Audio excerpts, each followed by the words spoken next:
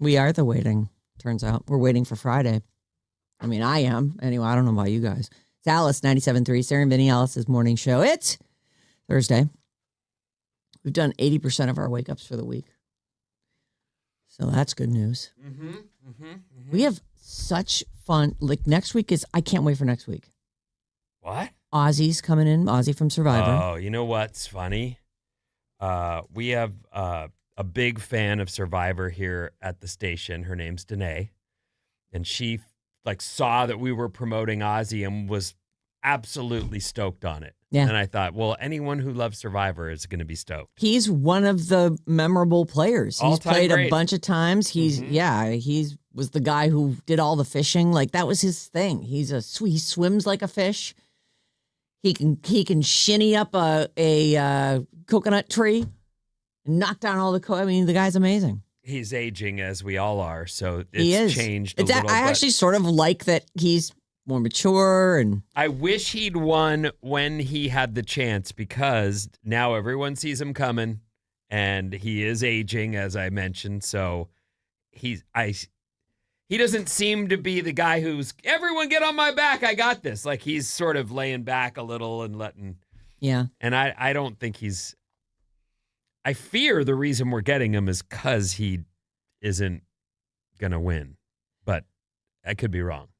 I hope you're wrong. No, he's promoting an event in San Francisco the next day. So he's on So this was scheduled. Yeah, this event's been scheduled before Survivor. I think maybe before, but at least at the beginning of when Survivor 50 started. So, Well, they would know when he would and wouldn't be on the show. You know what? We haven't watched Survivor this week. Please don't spoil it for us by texting in, don't worry, he's still on, or, yeah, you're right, he's gone. now you've opened the doors for them to do that. Please don't. Well, Maddie's got it.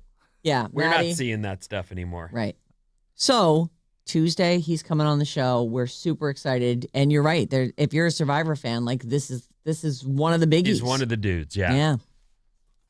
There's a few, but he's like, probably one of the most famous. And I haven't seen him on a bunch of other reality shows. No. It's not like Boston Rob will go on any GD show anytime. Well, Boston Rob's got 4 kids and a wife. Yeah, he's like, I gotta go. Oh, sorry, babe. I gotta go do this other show there. You don't want me on a construction site, do you? No. No. Oh, my back. Oh, my aching back. Come on. I'm gonna go on the Traders again. I like The Boston Traders. Rob, though. He's a good character. Yeah, he was great. And he was just enough bully and smart enough to really shape those games to his will. And he's won it, right? He has won it. Mm. In fact, I think he won it the year. He said he won twice because he proposed to Amber Oh. at the end. I don't know. I can't remember. Maybe it was the reunion show. But anyway, Aussie's on also on Wednesday for Bridge the Gap. We are going to settle that tie once and for all. Sam Lubman from 95.7 The Game. Our latest champion. Our latest champion. And Scott could be our new latest champion. If he Scott wins. Budman from NBC Bay Area. So Sam did go 3 in a row, but the first one, or maybe the second one, I think it was the first one, they tied. Yes. And then he came back and played 2. So it's been a while. I can't remember really. It's amazing. Yeah. Last week's was crazy. If you haven't seen it, it's up on YouTube. Which one was last week? He played Willard. Oh, right. That was a good one. It was a nail biter. Yeah. Willard was. was fun. Oh, Yeah. he Actually, came back from behind to win. Willard didn't he? was way You ahead. spoiled it, but Yeah. okay. Oh, I'm You can sorry. watch it I'm on our trying YouTube to promote it on channel. the YouTube. By the way, I actually remembered to tell people, hey, you can go watch us on YouTube right now. And you did. Like, we got some great... Did we get some more followers on there? I'm going to look Maybe it a up. couple. I'm looking it up. So you're saying we're live right now? Yeah. Right now, go. The whole show Watch. every day is Yes. live. See us before we get worn out and ugly. Or me, at least. Oh, we didn't get that many new You subscribers. think you get uglier as the day goes? I'm the most beautiful I'll ever be at this time of morning. This is the time, huh? Yeah. I think I peak at 7. You know, the coffee's hitting, the vibes are flowing. I don't think I peak anymore. Yeah, I I look in the mirror and go, oh, God, just look away. Me and Sarah don't want to know. Yeah. Mm. There is, you know what's funny? Like, I keep thinking, well, you've really hit the wall, like, as I look in the mirror. And then, no, Apparently, I'm just squashing my face into the wall. It just keeps getting worse. No, you know, Like, the oh my picture, God. I posted a picture yesterday, the one that you guys took of the group photo of our. Yes, right. We had the besties, the battle of the besties You look yesterday. great in that photo. Thank you, Vinny. I think it's we're a good looking group. I mean, If you do say so yourself. Wow. No, I there I am with I'm my holding usual. it together with scotch tape and rubber bands. You can see the photo of our team. Nobody else posted it. I'll post it on the Alice Instagram. I Okay. reposted. I just reposted something you made me repost. What was it? A clip from the episode from Bridge the Gap. Oh, okay. Was I supposed to do that one too? No, you're all good. Okay, great. You're perfect. I did the Susan Sarandon one. Oh yes. John goes, I was like, because I was trying to find yesterday. I wanted him to see, me and Pat doing the song. So I'm looking around for it. I'm on Instagram seeing if it's you posted did? there. Yeah. Because he was driving to pick up a friend in the city and then drive down to Pacifica because they golf. Because that's what he does. And I'm a golf widow. And he goes, so I'm listening. I heard the whole Bridge the Gap. It was it was a really fun game. He goes, but then just as you guys got back, I picked the guy up and he just wouldn't stop talking. And he's like, oh, they're singing. Didn't matter. Guy just keeps talking. He's like, so I want to hear it. So I was playing it for him. Why did I start telling you this? Oh, because the Susan Sarandon thing. So I go, oh, look at this thing what we did. And he's like, what is this? What is I agree. It's a short film. He goes, how did you do this? Whose voice is that? Like he was. Oh my God. He's never seen the TikTok before. I mean, I guess not. And That's he hilarious. does get sent TikTok stuff because I'll It's see all him with naked women stuff, It's all though. naked women stuff, or chicks in bikinis or whatever. But it was so if I go, it's just I couldn't even explain it to him. I'm like, well, there's a clip that everybody mouths along to. And he's like, yeah, but how did you cut it all together? I'm like, now you're above my pay grade. I do not know. It was really funny. Speaking of yesterday, we got a text in first thing this morning from 510. Good morning and good luck topping yesterday's show. We will. Oh yeah, we're gonna do Bob's Movie Club in a minute. Oh. And And we have rules. Oh Yeah. my. yes, yeah, she laid down the law. Oh my God. You guys there are are- so Don't annoying. you guys ruin my club. Yeah. I'm gonna have to rage quit this club. I got if a you keep it plan, up. people. Stick to it. I like it. No, We God should forbid stick I to the plan. produce. No, Yeah, you're producing your segment, and but it's, we're it's just great. remarking on the fact that there were some rules laid down, and we have parameters that we need to follow. We like you. We want your club to sound great. We do. I'm all in. In fact, since we're talking about it, why don't we just play the song and then we'll come right back, and then you'll get like 3 extra minutes. We And need a Bob's- lot of time to talk about I this one. agree with that. Oh, that didn't sound like a good tone. Wait till after the song. The Notebook coming up. Yeah, on Bob's Movie Club. KLLC HD1 San Francisco. Sarah and Vinnie, Alice's morning show. See you right after this hit song from Olivia Dean. It's so easy.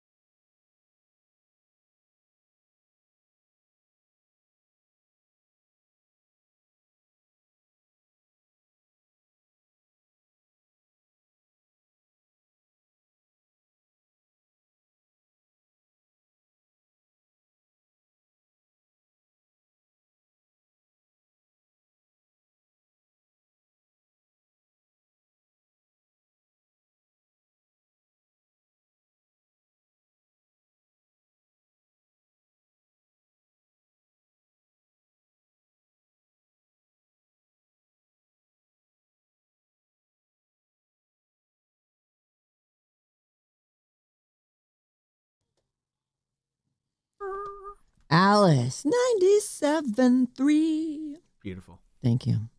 It's a Sarah Vinnie show. Thank you so much for being here. Please join us on YouTube. We're live on there the whole morning long. Just put us on in the background. It's fine. We love being in the background. We're like an appliance. We're like your toaster. Cook you up in the morning. I had a boss tell me to describe our job as that. He's like, listen, just don't forget you're the toaster. You're really important for a certain time of the morning, but the rest of the morning you're in the background. That's not nice. He was a good boss. Was he? No. I wonder if that's where I got the toaster reference from. You might have. I think I've quoted him before. Yeah. Jumpstart MD is our sponsor. Start your weight loss journey with Jumpstart MD. Mention radio and you can get started for only $20.26. Call 855-JUMPSTART or visit jumpstartmd.com. You call or text us anytime. And actually, today's a great day for this because your club is about to happen. Bob's Movie Club, 800-400-3697. And email us anytime, Sarah and Vinnie at odyssey.com. I love movies. Bob's Movie Club. We got some movies for you. Bob's Movie Club. Bob's Movie Club. Movies are great. Great. Movies are great. And this movie is so great. Today we're talking about the 2004 beloved romance film, The Notebook, starring Ryan Gosling, Rachel McAdams. I'm just going to come right out and say it. I don't think that any two people have had more chemistry in a movie than Ryan Gosling and Rachel McAdams have in The Notebook. I'll go with that. The way they connect is especially in those early parts of the movie when they're getting to know each other and they're fighting and they're throwing ice cream in each other's faces. It's electric. Both of their faces just light up the screen and you just love their love. Well, turns out they were connecting in real life. Right. So they had chemistry. Yes. Apparently, when they started filming the movie, they did the scenes where they're older first because Ryan Gosling had to grow a beard and gain weight. So then after they filmed those later scenes, he shaved the beard, lost the weight. Oh. And so they didn't know each other that well in those later scenes. And then as they got to know each other and they were more comfortable and they started having that fiery passion in real life, that's when they were filming the scenes when they were in love. And apparently they had a huge blowout on set. Like there was a lot of tension between them, and the director, Nick Cassavetes, sat them down and said, you two need to figure this out. And they had a full-on argument and ended up falling in love in real life. In real life. Just for a little while. How long were they together? I don't know. Not that long. Not too long. Long enough for that beautiful MTV Movie Awards Best Kiss moment. Right, they ran and kissed. I didn't realize that they had shot it in reverse. Uh-huh. But there is something there. To me, part of the charm of this movie is him seeing her and just like this look of determination comes over his face. Like, I just met my wife. And her, she feels it too, but she's got to be coy. And I don't know if you guys noticed this. I was halfway through the film, and every single scene that she was in as a young lady, she would throw her head back and scream laugh. Every single scene. And I thought that is such a girly thing. It's very summer love. Yes. In a way, right. Kind of reminds me of Grease, like there they are. And they don't, but he knows. He knows from the very beginning. And the whole, oh my God, there's so many good scenes in that movie. Tell us, what do you like? So you think that it's romantic? Oh, the way he comes on to her. I do. And now I get that people might say she said no, get away from her. He puts his life at risk to harass her into dating him. Right. You know what? Who cares? It was the 40s. It's romantic as hell. Okay. Yeah. By the way, I thought the PDA was a little high end for the 1940s. I did feel like there was, and the outfits were pretty revealing. Like I did think, okay, well, they've modernized this so that, people in the 2000s will be interested. Her dresses every single one is perfect. Mm-hmm. Rachel McAdams is incredible. gorgeous in The Notebook. Yes. All right, back to you. So we agree that it's romantic. Vinny, you don't think this relationship is too toxic? Well, that's so we're beginning there. I personally have taken on the sensibilities of the modern day. So as I was watching it, it certainly stood out to me the way he goes after her. Like, that's what we're not supposed to do anymore. Like, that is not romantic. That is borders on stalking and blackmail. But I didn't, in the context of a movie, it was great. I loved the whole look. I hated Dirty Dancing. I knew I was going to hate it, and I hated it. I did not like that movie. This movie I didn't want to watch for a different reason, and it lived up to all the things. I love their love story. Oh, I loved it. I hate. There's some things I hate. I hate the mom. yes. I hate her. Like, You're supposed to. it's right? in the context of a movie, please. But I'm trying to say, like, not Joan only Allen, I think, was- did she withhold incredibly important over and over. Like, I can see we've all made Yes. a mistake where we saw something and went, whoosh, whoosh, whoosh. Oh, I shouldn't have done that. But okay, I did it. It's done. I can't tape it back together. That's never going to work. Let's just move on and hope that day after mother bleeping day For months. for a year, she takes the thing that they're both dying for, which is to reconnect and have some kind of feeling like it was real and it happened. And they don't get that. And then you find out later, we're talking about The Notebook, everyone, and it's Bob's Movie Club if you just joined us, that she had her own real life love affair. And I don't know about you guys, but in that car, that scene in the car where she's saying, I love your daddy, I love him. She's saying, I don't love your dad. I took him for the money. I'm here for the dough. I did what my daddy and mommy told me to do. So I really, like a good little girl. had a problem with that. Maddie, you are grinding. Go. Listen, Maddie, why did she write him? Like, there's point one. Like, that bothered me. And the other thing is, I went into this movie, I mean, everybody I know, everybody I trust is like, this is the greatest movie ever. You're going to love it. I thought it was kind of derivative and meh. You know, it was Derivative? good. Yeah, Of off of what? I've seen this same love story a million times. Okay. I actually think that this movie has some nuance that most romance movies, especially, like straight to TV, Hallmark movies, don't have. One, the mom, I agree with Vinny. It makes me sick what she does to make a unilateral decision about someone else's life again and again is disgusting. And I personally would never be able to forgive her. But they are able to redeem her with her own backstory. I think that that's really cool. I also think another great nuance in this movie is Vinny's guy, James Marsden. He could so easily be, oh, she ends up getting set up with this guy. He kind of sucks. She doesn't really want to be with him. She's really been longing for Noah all along. But they don't do that. James Marsden is his own man. In his short amount of time on screen, they give him a deep, very 40s character. And she's able to fall in love with him to a point because he's not just a bad guy. And the way at the end when he loves her. And when you really love someone, you want them to be happy. And he is able to. and he doesn't want to be the second choice. I love that. And I think that is such a special part of this movie. I agree. And I think that is the thing that makes it actually the hardest part. But to me, and stop me if I get ahead of myself, what's great about this movie is that it's their whole life. I was just going to say the old people scenes, as we call them. I swear, right, exactly.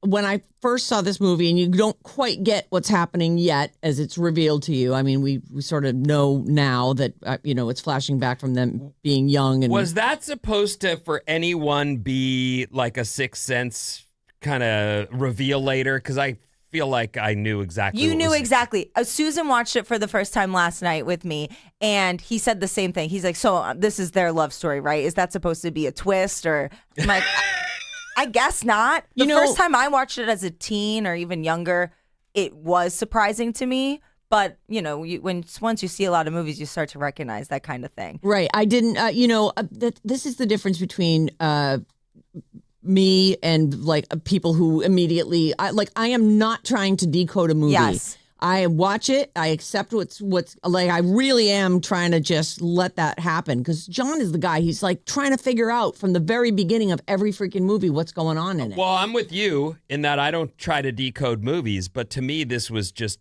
there was no other possibility. I did feel like I was a little misled by his dark brown hairdo and his older. Yeah. Like I'm all. There are no similarities between the two at all. I didn't think they were bad. But he, by the way, who I know from, is it the Rockford Files? Yeah. Like, what do I know him from? We're talking about Rockford the Notebook, Files. by the way. He was great. And she was good too. And she had a couple really powerful scenes. So I can see why she would get some recognition for them as having like a couple of those things where the change happens and then the change happens again and there's fear and yes. Oh, like it's heartbreaking. she did a great job with that. So I really did feel like, okay, now I don't know her from anything but that silly film we did. And then she was in Olive. right.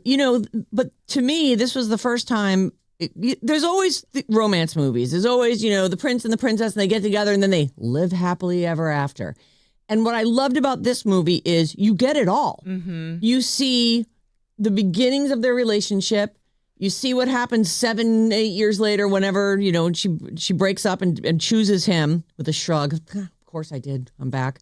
And then you see her children who she does not recognize and they're in the nursing home. But you see that they built that life together. That they built a whole life and that there's, there's even a grandchild who runs right up and gives her a hug. Like clearly this dementia thing is, and there he is like, no, I'm not leaving.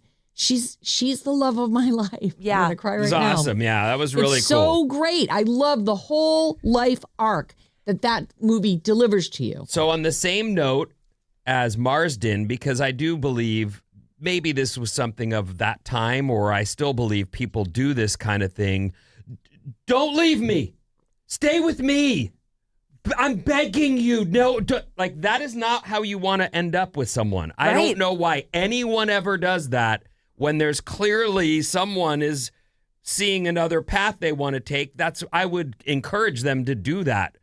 Maybe come back if you find out you were wrong and we can discuss that. But I certainly wouldn't be like, bury that feeling you've got and stay with me. So I like the way he played that. I also had to turn my TV off and come back when the hookup shows up at the house after they're back together. Oh, Martha Shaw. I'm so glad you're bringing her I up. absolutely went, oh God, they're just getting their moment. And now this person arrives unannounced. Of course, I now live in a world where you didn't text.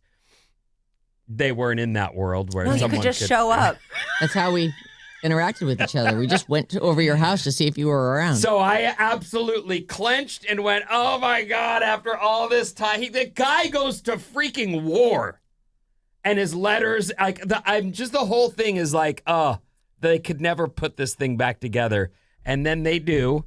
And then there's this lady shows up and I thought, how are they going to do this? And I thought they handled it better than great. Beautifully handled. It's another amazing nuance about this movie that makes it not run of the mill is the way she reacts. He has been clear with her. Noah has been clear with Martha. I can't give you all of me. I'm hung up on something. I'm broken. It's broken. And I loved the way that was worded. It's whatever is in there is broke. I don't think there is a single scene wasted in this movie. And you might think it's a little long. I mean, it's about 2 hours, I think. Every scene and every moment and matters. Matters. And it's so beautifully done. Let's talk about the ending. Okay.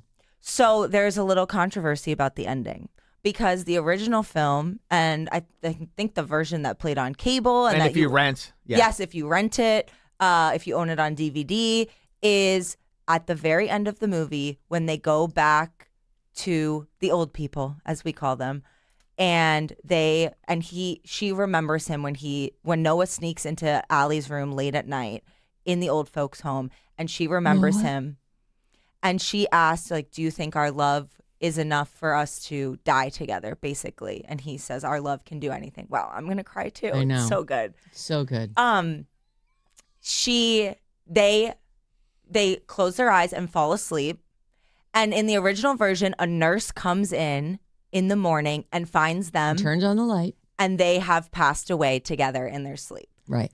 And in the version that you might have watched on YouTube, Ouch. That's they the one I cut watched. out just that very last scene where the nurse comes in and finds them. So you could derive that maybe they died together in their sleep, but it's not as clear. It's very clear in the original version. Very clearly, it's spelled out. And actually, I was like, did I completely misremember this? Because they cut to, instead of cutting to the nurse finding them dead together, they cut to the birds from that beautiful scene where they're in the swamp, and these geese or ducks or whatever they are all around them, and it's just magical. It's like all of those taking off and flying into the sky like that. They're Symbolic. leaving, right? Symbolic of their souls leaving together. The birds are amazing. in That movie. part is the only part I cried in. And it wasn't because of the movie.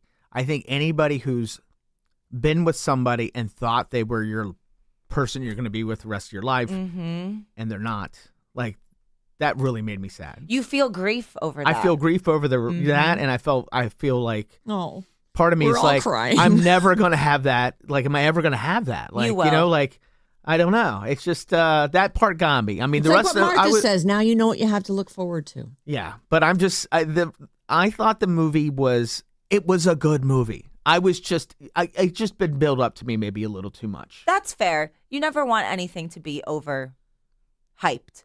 But what Well, it ain't never going to be over hyped. I do want to say, I did a little research on the alternate ending, and it sounds like what happened was Netflix in the UK, when they uploaded this movie, The Notebook, in 2019 or whenever they got rights to it, they were given it this version with an alternate ending. And it's a little unclear on where the alternate ending came from, but it seems like it's probably from an international version, perhaps where they had different censorship laws, or they were trying to hit a specific rating.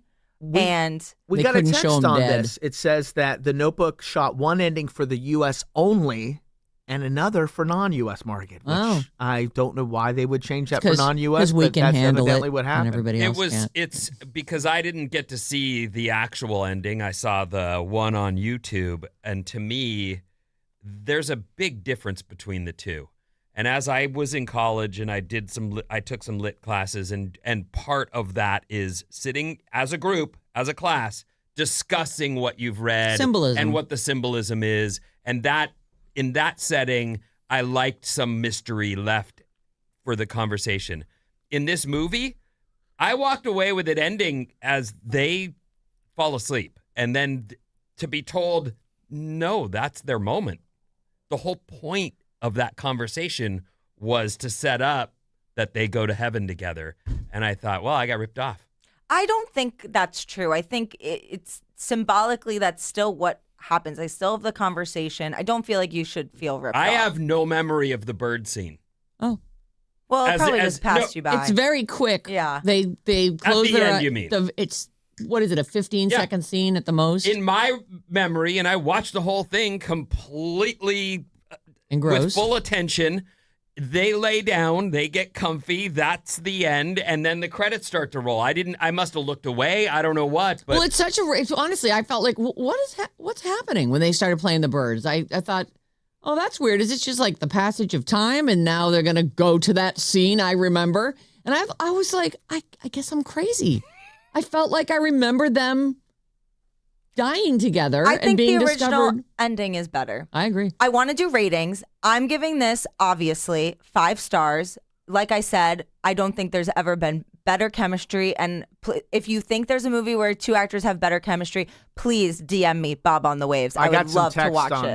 that. Some people pointing out some movies that were better. But wait, real quick, go do another the reason ratings. I want to give this movie 5 stars is because of the nuance and because every time I watch it, I get something different out of it. When I watched it as a teen, it's all about that young, passionate summer love.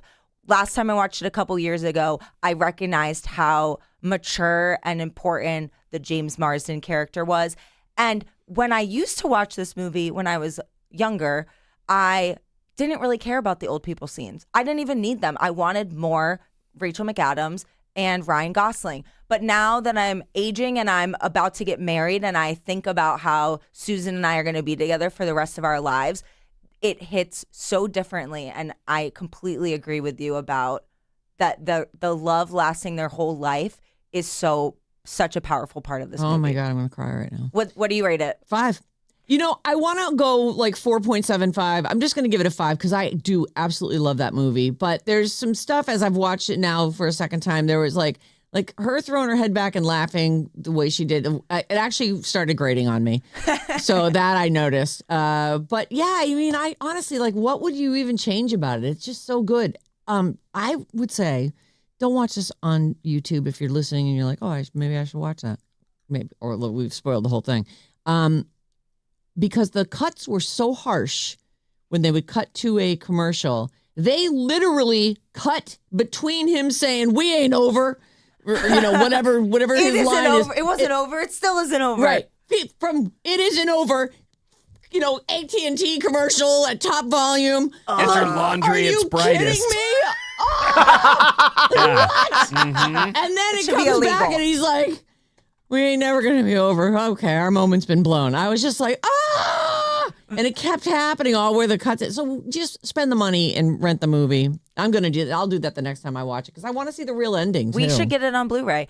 Vinny, what are you rating this? So I believe this movie, even if you're hearing all the spoilers and have never seen it, you should still watch it. The acting is real. This is a very well done movie. And Ryan Gosling is a baby and still is pulling all of this off. So, and I think Rachel McAdams was great. I think, what's his name again? James Marsden? No. James Garner. James Garner was great. It's a little hard to believe that he's moved into the home and is, down the hall from her. But if you just let it go and just try to take in the story, it's 4 stars for me. Like it was really well done. And I love things that, like, even as Maddie was saying, well, I wonder if I'll have that. To some extent, you won't because they started so young. It's the same as the movie Up. It's a cartoon, and yet they are children together and go through their whole life. Like, not everybody's going to get that. Right. I didn't get that. You kind of got that because you and John started so young. But in general, there's very few people who will experience a lifetime together. Right. And so I really feel like you shouldn't feel bad. There's very few of us are going to get that sort of You're not whole alone. life experience. Find somebody else who loved The Notebook. I'm going to cry if I talk about it. What's your rating? I gave it a 4. And Still good. It's a good movie. It's a really good. It is, and it's beautiful. It just Like I punched love you good in the heart. cinematography, but that ending did punch me in the heart. And now that we're talking about, it, I'm trying to think of how many movies have punched me in the heart like that, and That's what they're not supposed very to many. do. Also, go ahead. Oh, and just a couple of the texts are saying, one person wrote in from 925. I didn't relate to the old people when I was younger. And now that I'm older, I totally relate to the old people scenes. So, it becomes so much more. Yeah, it's a different movie on your age poignant. for sure. And then a couple of the chemistry scenes that people thought might be better was the Before trilogy with Ethan Hawke and Julie Delpy, and I'll agree with that. That their chemistry was amazing. Oh, I've never seen those. Me either. Thank you. Oh my! I You're don't know what welcome. you're talking about I either. can't wait. You are welcome. Say it again. The Before series. So I think it's Before Sunrise, Before Is Sunset. it 3 movies? It's 3 movies, and they keep meeting up and having these 24-hour periods together. Whoa, I've never even heard of those. I never have either. No. It is beautiful. Those movies are, I can't believe you haven't seen them. You will love them. And then somebody else said John Travolta and Olivia Newton-John and Grease had better chemistry. You know what? No. I thought of that too, though. I thought they were great in that movie, and I don't even love that movie. Yeah. I think that I guess I've seen it too many times, so I've picked that movie apart. There's definitely something there, but I don't think it was as good as Ryan Gosling and Rachel McAdams. I see the time. I had another thought, but Did you give your stars? I did 5. What'd you say? Oh, you gave Yeah, it 5. I gave it And a you 5. give it 5? Oh yeah. Yeah, it's excellent. So that's there you go. Another episode of Bob's Movie Club. Another success. That was a good one. Do you have thoughts for your next assignment? Guess you have to wait and find out. I guess. Week. It sounds like it might be that trilogy. I can't watch 3 in one. No, I wouldn't do that to Bob's Yeah, Movie I Club. can't either. All right, what's coming up in the news, Vin? If you're a procrastinator, you're not alone, and more after these.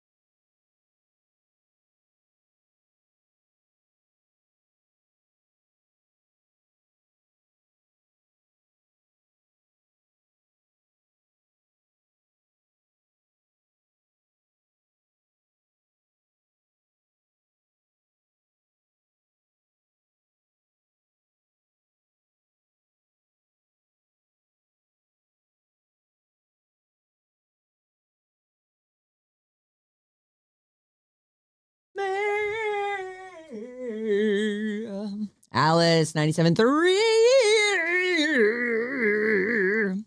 You can watch video clips from the Sarah Vinnie Morning Show or stream us live right now on our YouTube channel. We want subscribers. We want subscribers. Just go to youtube.com/@RadioAlice973. And remember to smash that subscribe button. What's up, everyone? This Alice Report is brought to you by Fremont Bank. Where you choose to bank matters more than you might think. At Fremont Bank, your money stays right here, funding scholarships, supporting food banks, and helping local nonprofits thrive. That investment back in our communities creates a ripple effect. See how at fremontbank.com.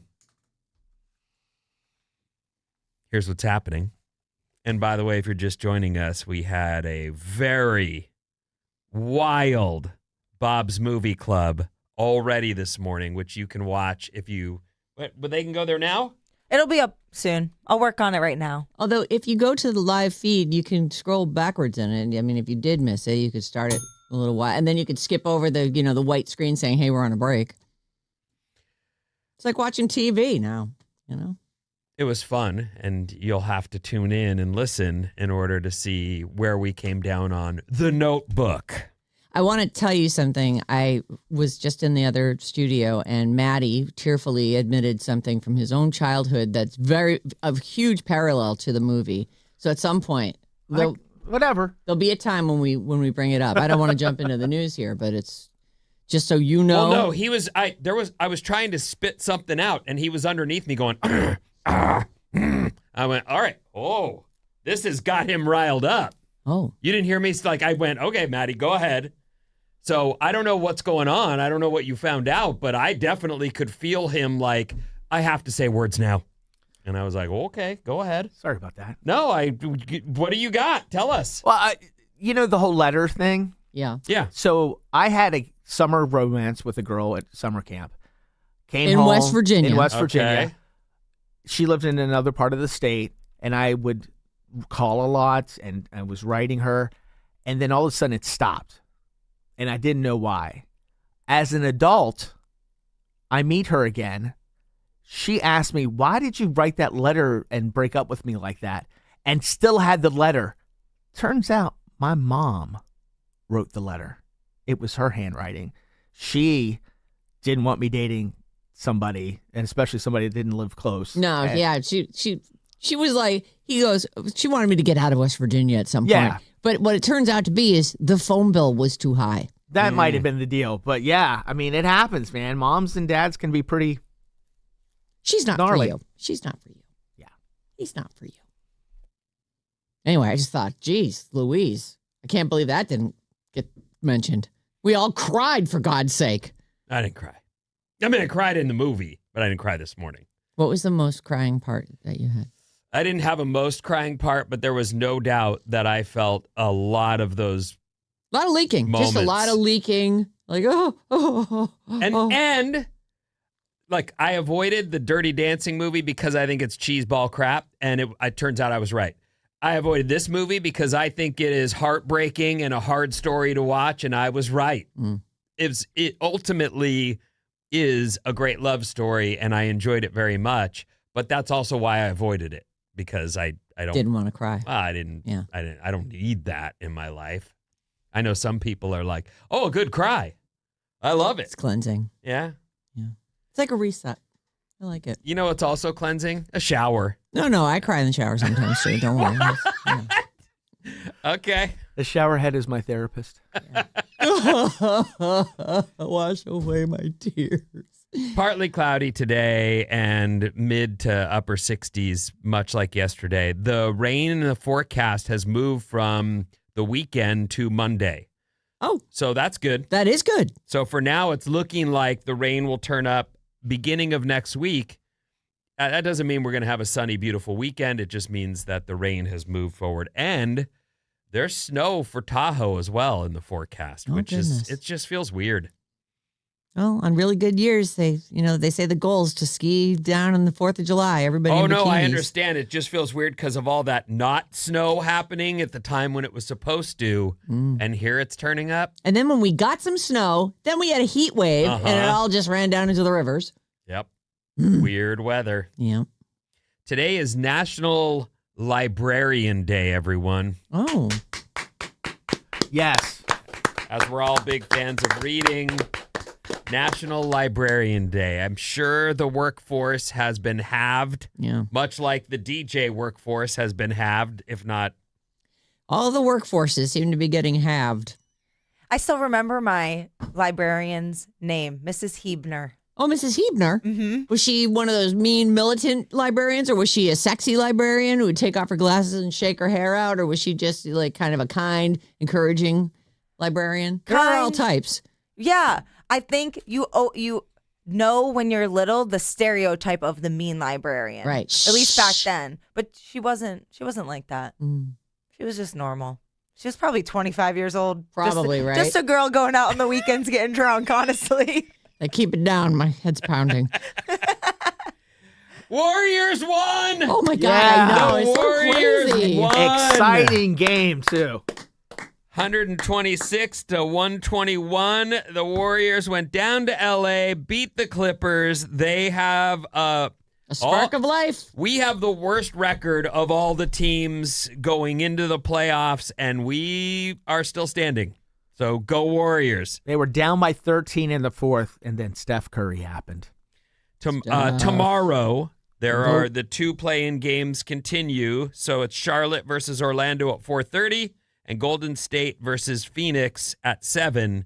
And by the way, I went looking for the game last night, hoping I would find it on another channel. It's on Prime. That's where they're showing these games. So the local channel wasn't like the way. I went, oh, crap, I got to switch. And I have Prime, so it was fine, but But you need like 5 remotes to figure it's out where just all the your whole- different it's just shows a- are. I'm needing to get used to the fact that that's not being shown Whole wide. new world. Yeah. But we play tomorrow night. Golden State versus Phoenix, 7 p.m. tip. Let's all try to be there for the Warriors. This is something that has come across my desk. Yet another announcement I need to make. East I-80 closes tomorrow night through Monday morning. Oh.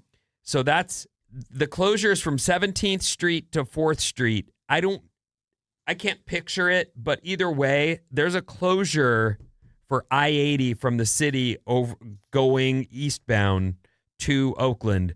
Look it up, find it. If you work weekends, if you have plans coming into the city, if you're someone that I was reading the little post, Bob had sent me this to be part of the news announcements.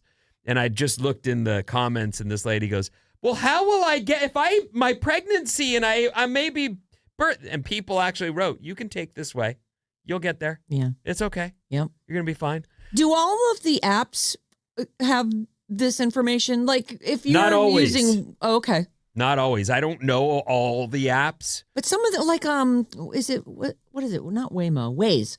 That usually has kind of to the minute updates, doesn't it? Like there's, police activity here, or there was just an accident here or whatever. I can't say they're going to have this, but yes, usually it's up to the minute. Like often I will check Highway 17 before I go over the hill just to make sure there's not a closure, because that means you're not going anywhere. moving.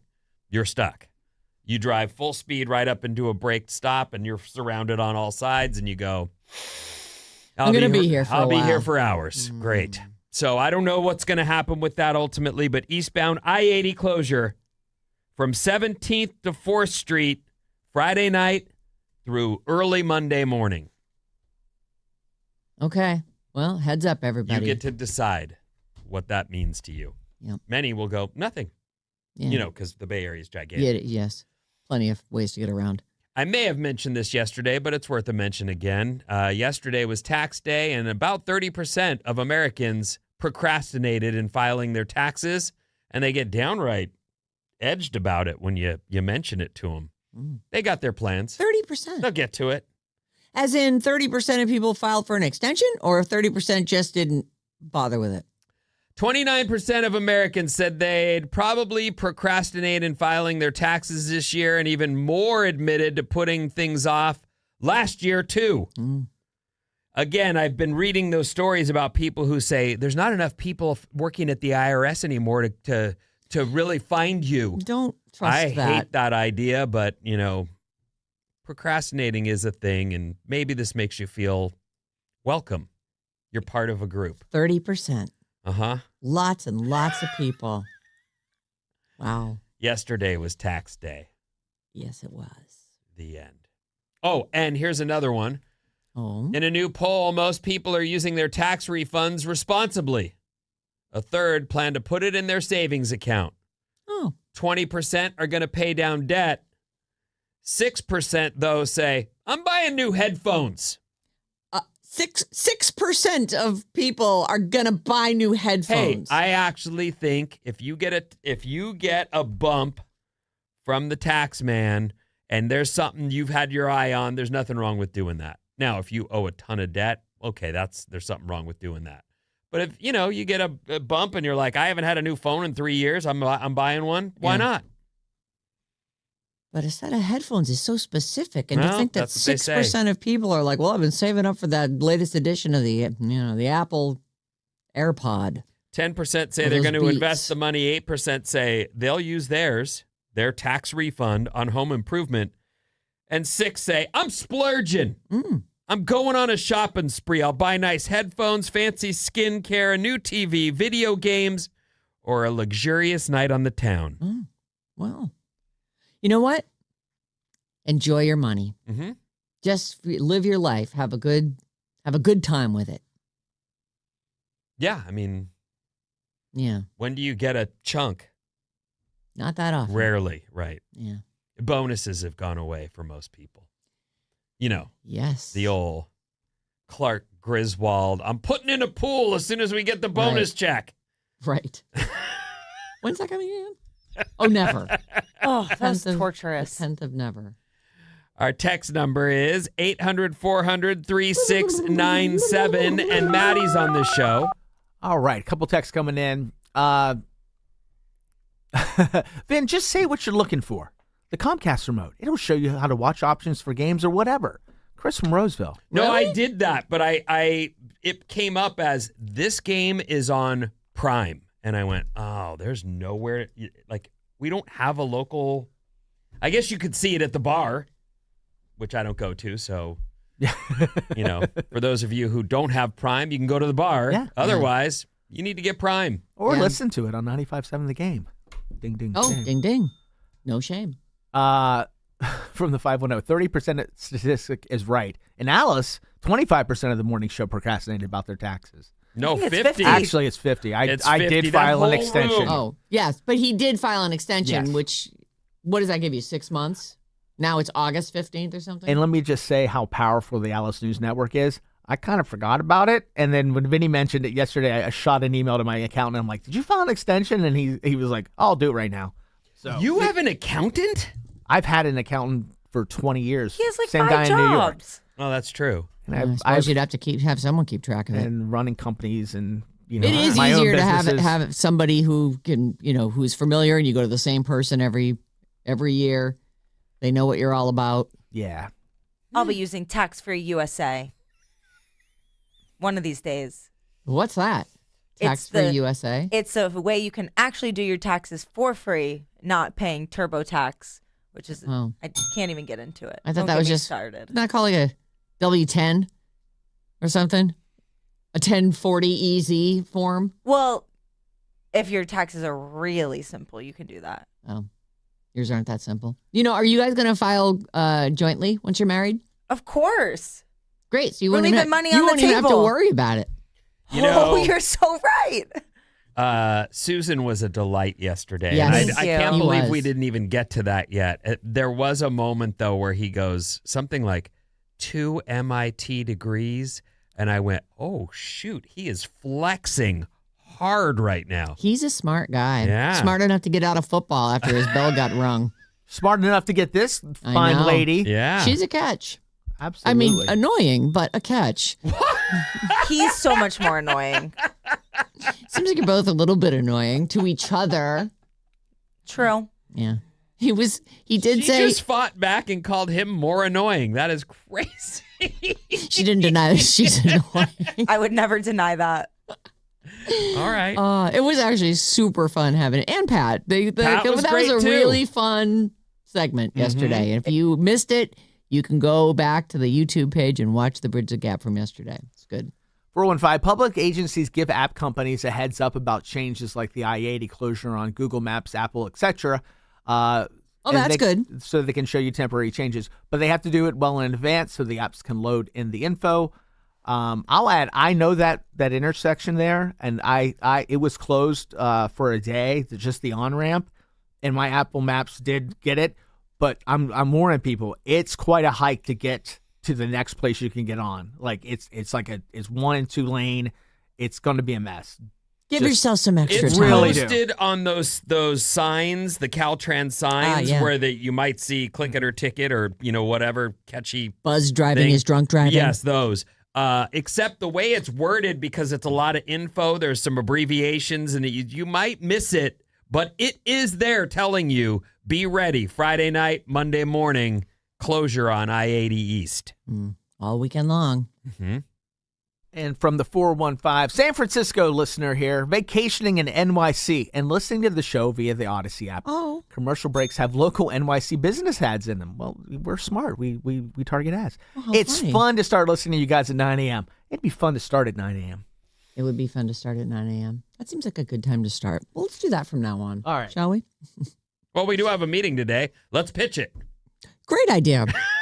Sure, that'll go over well. We're going to take a quick break. When we come back, it is official. Live Nation and Ticketmaster have been ripping you off.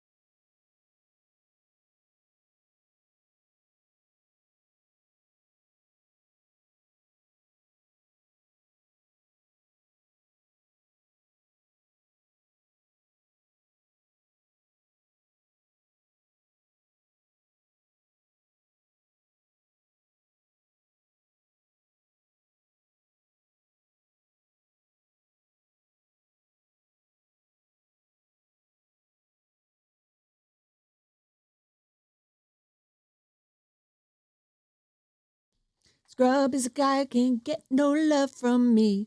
Hanging at the passenger side of your best friend's ride. It's Alice, 97.3, Sarah Vinnie, Alice's morning show. It is Alice. Hello, Disneyland Central. That's what we're known as. 9:05 is your first chance today to win tickets for the 70th anniversary celebration at the Disneyland Resort. 9:05, 12:05, and 5:05. We've got them all day long. You take the code words we give you to radioalice.com, and you could find yourself with a 4-pack of tickets to the Disneyland Resort. And you will be qualified for, and you might win the grand prize vacation, which includes a 4-pack of 3-day, 1-park per day tickets and a 2-night hotel stay at a Disneyland Resort hotel. All right, our phone number is 800-400-3697. Works like a phone. You can text us. And if you want to go long form, email us, sarahandvinnie@odyssey.com.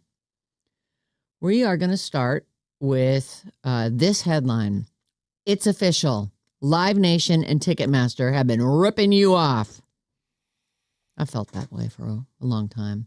I mean, it's just incredible what you pay for a ticket now, and they own all the ticket resellers too, which makes me feel like, why would I just charge this amount when I could pretend it's sold and sell it over here? Are you saying they own StubHub? Yeah, I think they own a bunch. There are several secondaries. In fact, Ticketmaster itself, I think, has like a resale site. It does. They're a monopoly. And they own the venues too. Oh yeah, and the venues, right? They do the whole thing. Like it's weird because it's a money machine. I'm glad to hear you doing the story. I'm glad to hear we may see some hopeful, positive changes. And while I consider myself a radio guy and have since I'm 20, I'm in the concert business as well. Have been. We all are. Mm-hmm. Like that's what we do. We promote those shows. Promote and host shows all the time. So it's weird to think that we were somehow, we weren't complicit. Well, we weren't making any money off it, I'll tell you that. Whether we helped them or not. It wasn't like we made money off of it. No. It's just a strange thing to see, like we're just off to the side a little bit.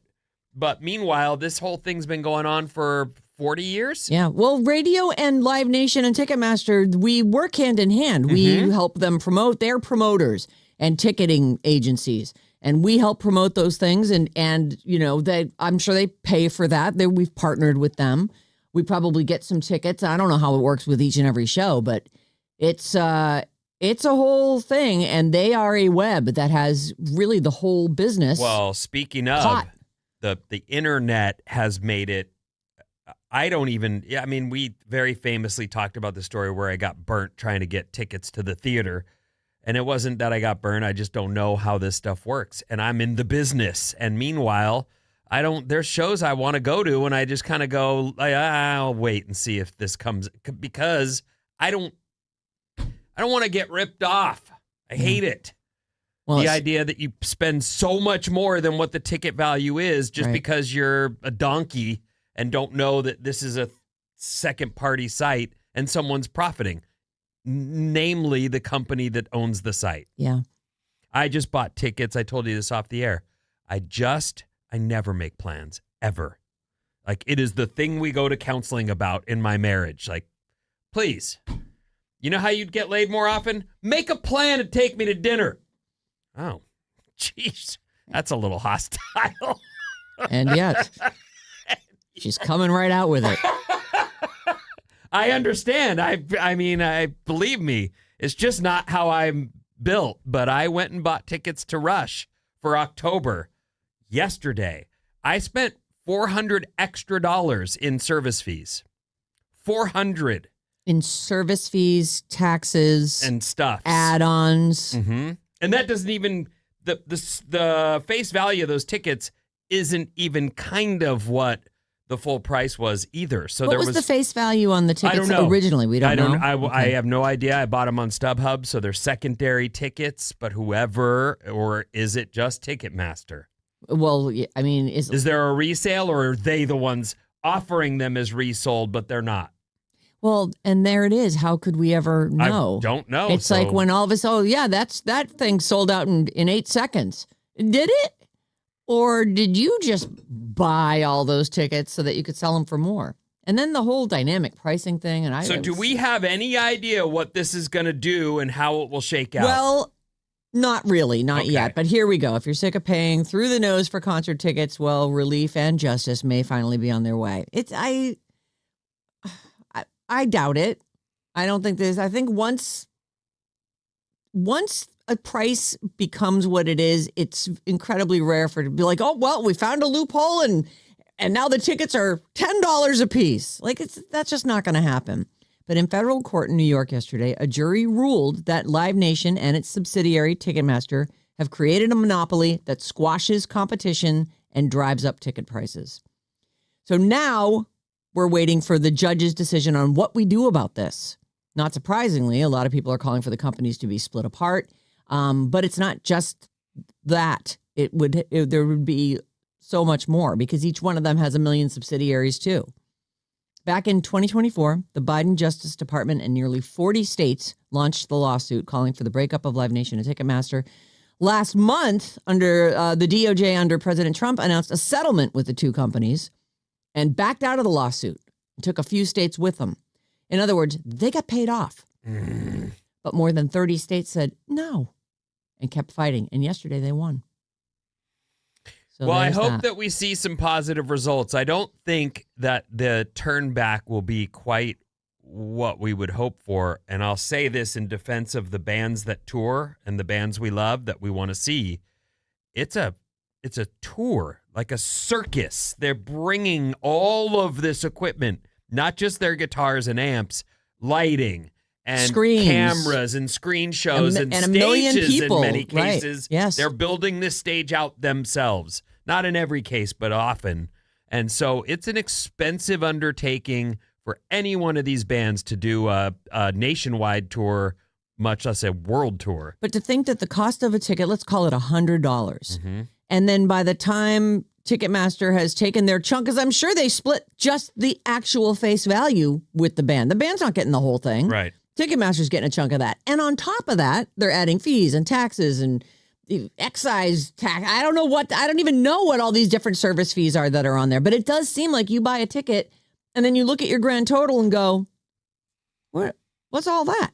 It's like half again the price of the ticket, if not more. As long as the internet's involved, though, bots will be involved. And so it's hard to stop. Do tickets have to be sold at a ticket counter?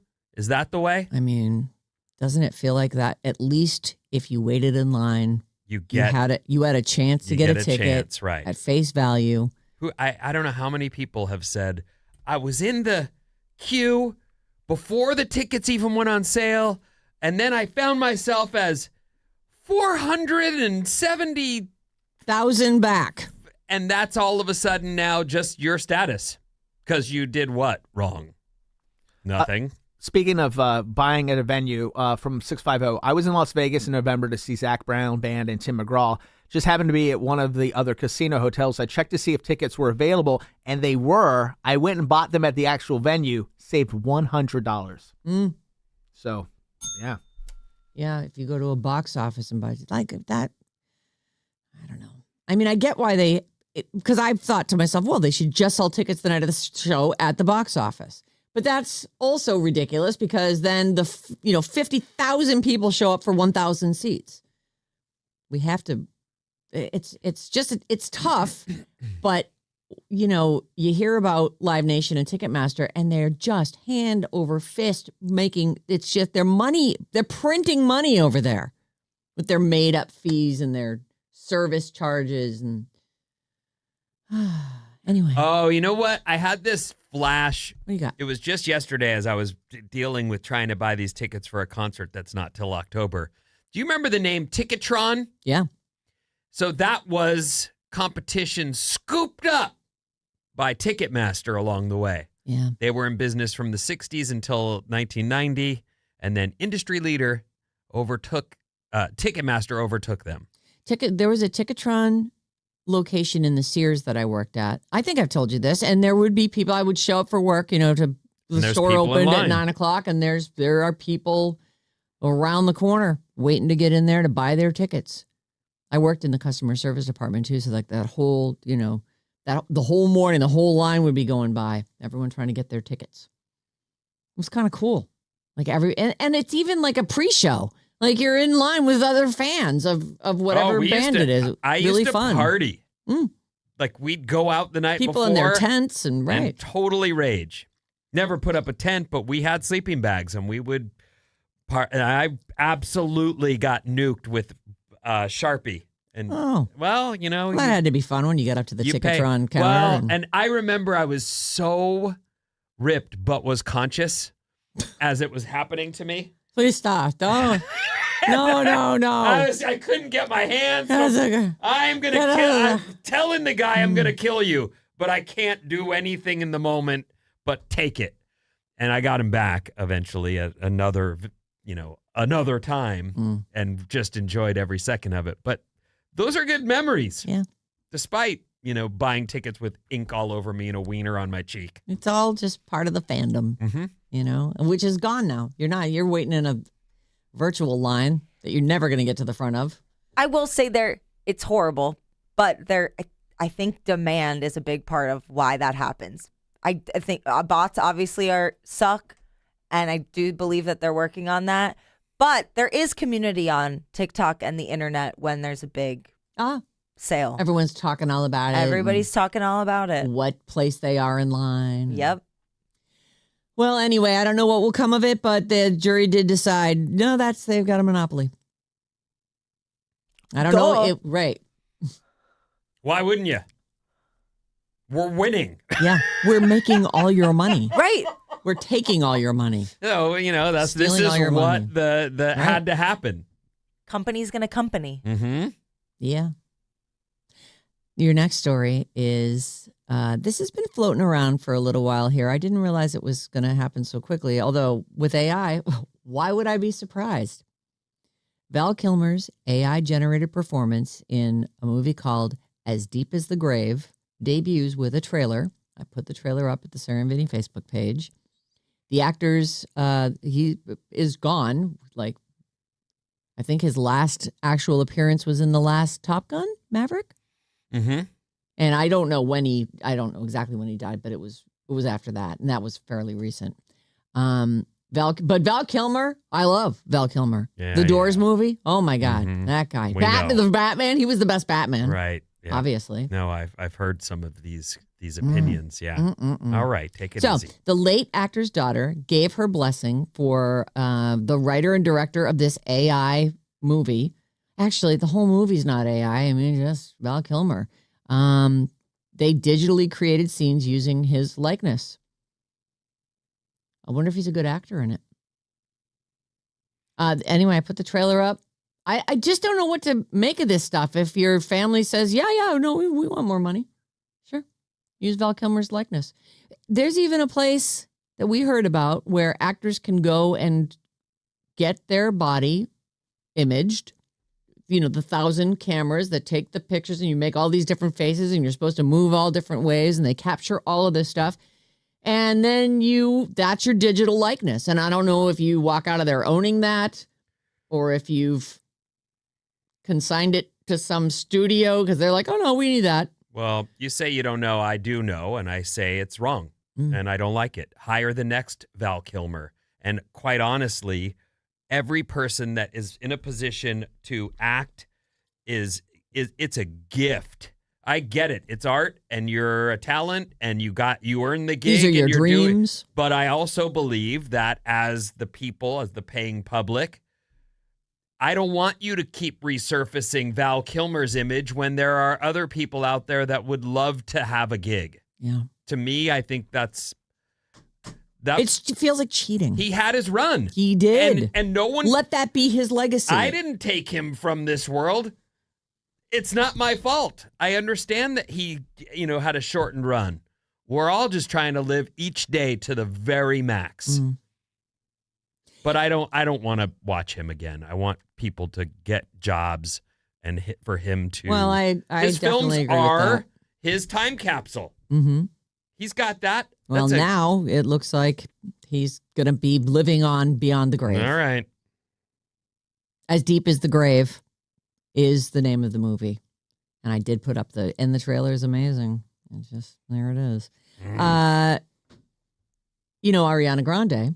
You heard of her? Yeah. I have. She is a very talented young lady. She sure is. Licking donuts, one of her top talents. She has said... I'm good at that too, by the way. Go on. Yeah, well, they're delicious. Mm-hmm. Ariana Grande had said, because she did very well in Wicked. I never even went back and watched the second half Me of that neither. movie. But Oh, no, I did. Sorry. Were she and the lady who played Elphaba nominated? This year? No, last year. Last The year. first year. Did Nothing got nominated from that movie. I know? No major categories. Because everyone went, that's all right. I saw the first one. I'm good. I pretty much know how it turns out. Ariana was nominated for the first one. I don't think Cynthia Erivo was, though. Oh, is that so? That's how I remember it. I can check. Yeah, it's okay. I mean, honestly, I'm just setting the stage for. She had said at the time, like, I'm going to be doing more acting. Mm-hmm. I'm going to be doing more acting. I mean, of course, I'll sing, and at some point, I'll have a new album. But now I'm going to. Oh, I'm wrong. I'm wrong. Yeah, she did. She was nominated for Best Actress. Cynthia Erivo.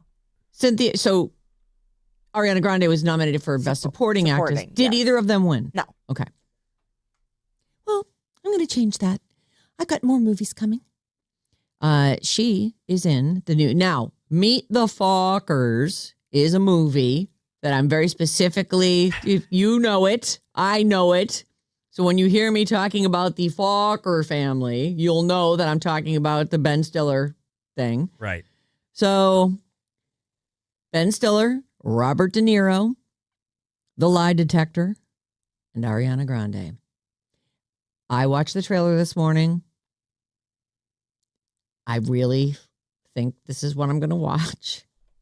Oh, you liked it? I liked it. Oh, my. What's her role? It's called Focker-in-Law. And Ben Stiller's, it looks like it's Ben Stiller's son, who is played by the kid who plays Gabriel on the Gemstones, which is an HBO. Who cares? Oh, yeah. He's played by a somewhat known actor, and I don't know. They both seem to be in their mid-20s, and she's gonna marry in, and it's funny, and I almost feel like I wish I hadn't seen it because I think there's a couple of funny surprises that happen in it that you would want to see. If you're going to watch this movie anyway, don't watch the trailer. That's how I feel about it. I think that's a blanket rule for me personally. Yeah. If I feel like I'm going to watch I want to see it. Yeah. Yeah, but you wouldn't have necessarily wanted to see it. I wouldn't have necessarily wanted to see it. Let me just add this, and it's only because I was just recently on the Alice concert calendar. Ariana Grande has 3 dates in Oakland this summer, and they're all sold out. Well, not surprising. It's not surprising, but as you're mentioning, she said she wanted to act. She's also got some kind of a summer tour happening. This is her. Yeah. Balls in the air. Good for her. 3 shows already sold out. That's pretty big. Yeah. Oh, I'm sure that wherever she's got dates, they're sold out. Like she's huge right now. Anyway, she is starring in the new Meet the Fockers movie called Focker-in-Law, and it's in theaters. Looks like it's a Thanksgiving release. Hopefully we have some tickets to give away for that. I 'Cause wonder. Sold out. Oh, the Ariana. Yeah. Not the movie, though. I wonder whose boyfriend or husband she'll steal on this movie. I can't wait to find out. Yeah, I guess we'll have to wait and see. I don't find. Thank you. You know, Next. she's just another one of those that her talent is undeniable, but she's not the most likable person. What do you mean by that? I just don't like her. Oh, you should like me. Oh, I'm adorable. Oh, It's kind of the Lena Dunham effect. Like, I think Lena Dunham's done that first season of Girls was really good. she's very talented. And some of those scenes, even the opening scene is so really well done. And yet, every time she talks, I think, you shouldn't have said that. Why are you? She's so annoying, Yeah, she Yeah. really is not I'm not someone. She's annoying, not am I? likable. but that's okay. I'm Ariana Grande. Yeah, we I'm know. perky and sweet and elfin. No. Nah. I don't really have time for much more. Let me see what else I got here. Oh. Well, maybe I'll try and get to this later. Time Magazine's 100 Most Influential People of 2026. You know, honestly, it's just, they just come up with these lists just to make radio DJs mention them. I might. I might do it. But if you're like, oh my God, I wait for that every year. Well, now you know it's out and you can go check it out for yourself. All right, Vinny, what's coming up in the news? Female influencers are here to save modern dating after these.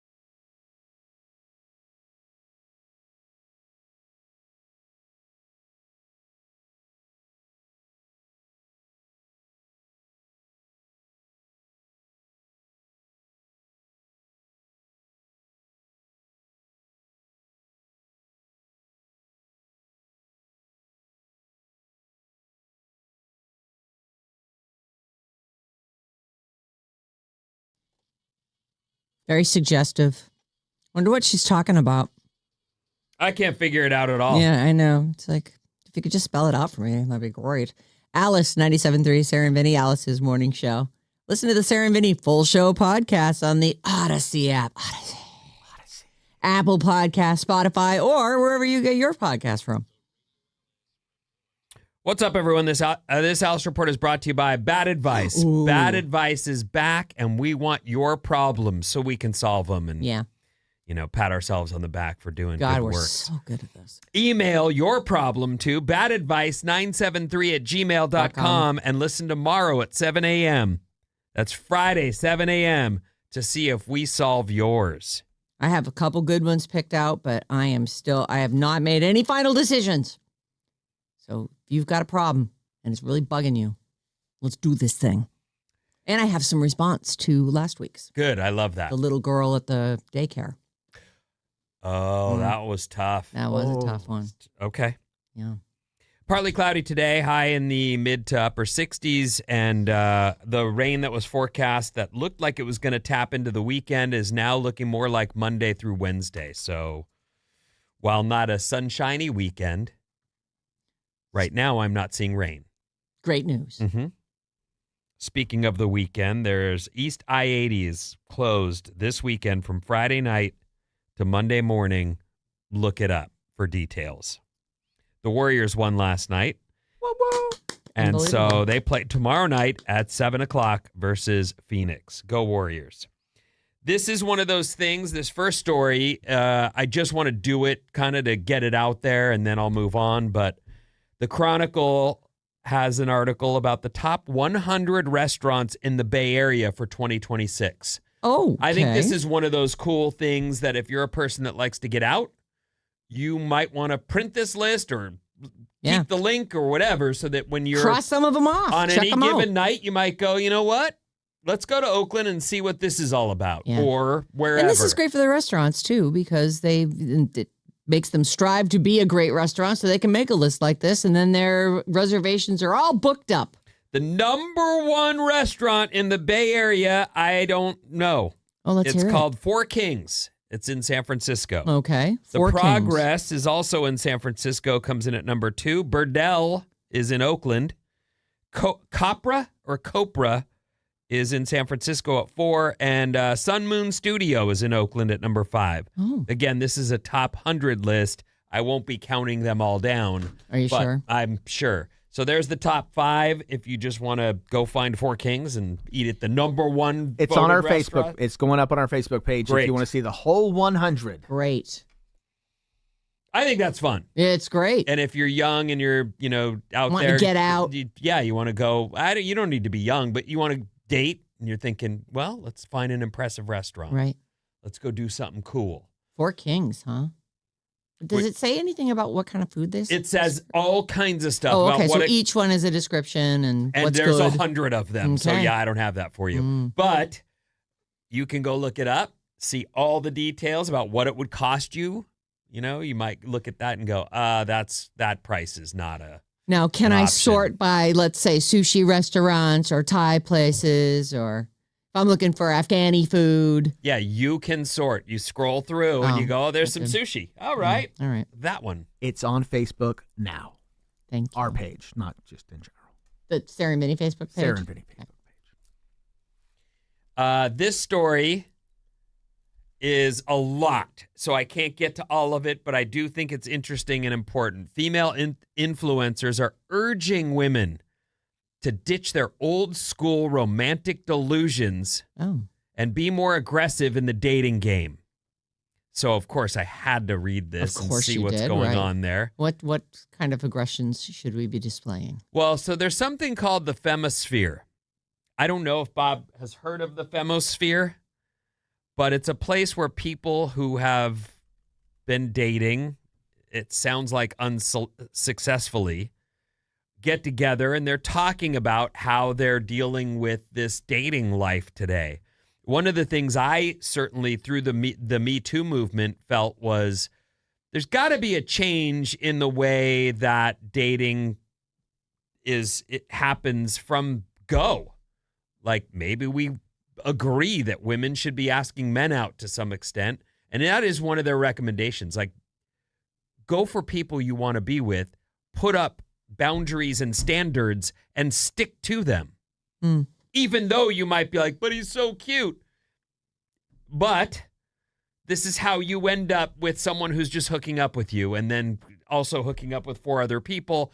And also when you say, okay, I need to find out where I stand, they go, peace. Yeah.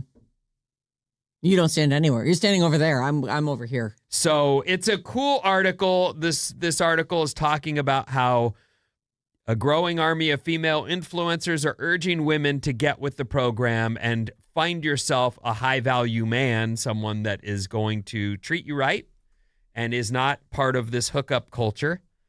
And they have a lot here in terms of, there's terms like lingo.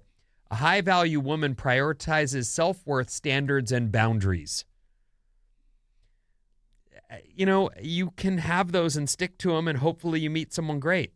It's weird as I watch people who I think are wonderful going, I have nothing but bad experiences.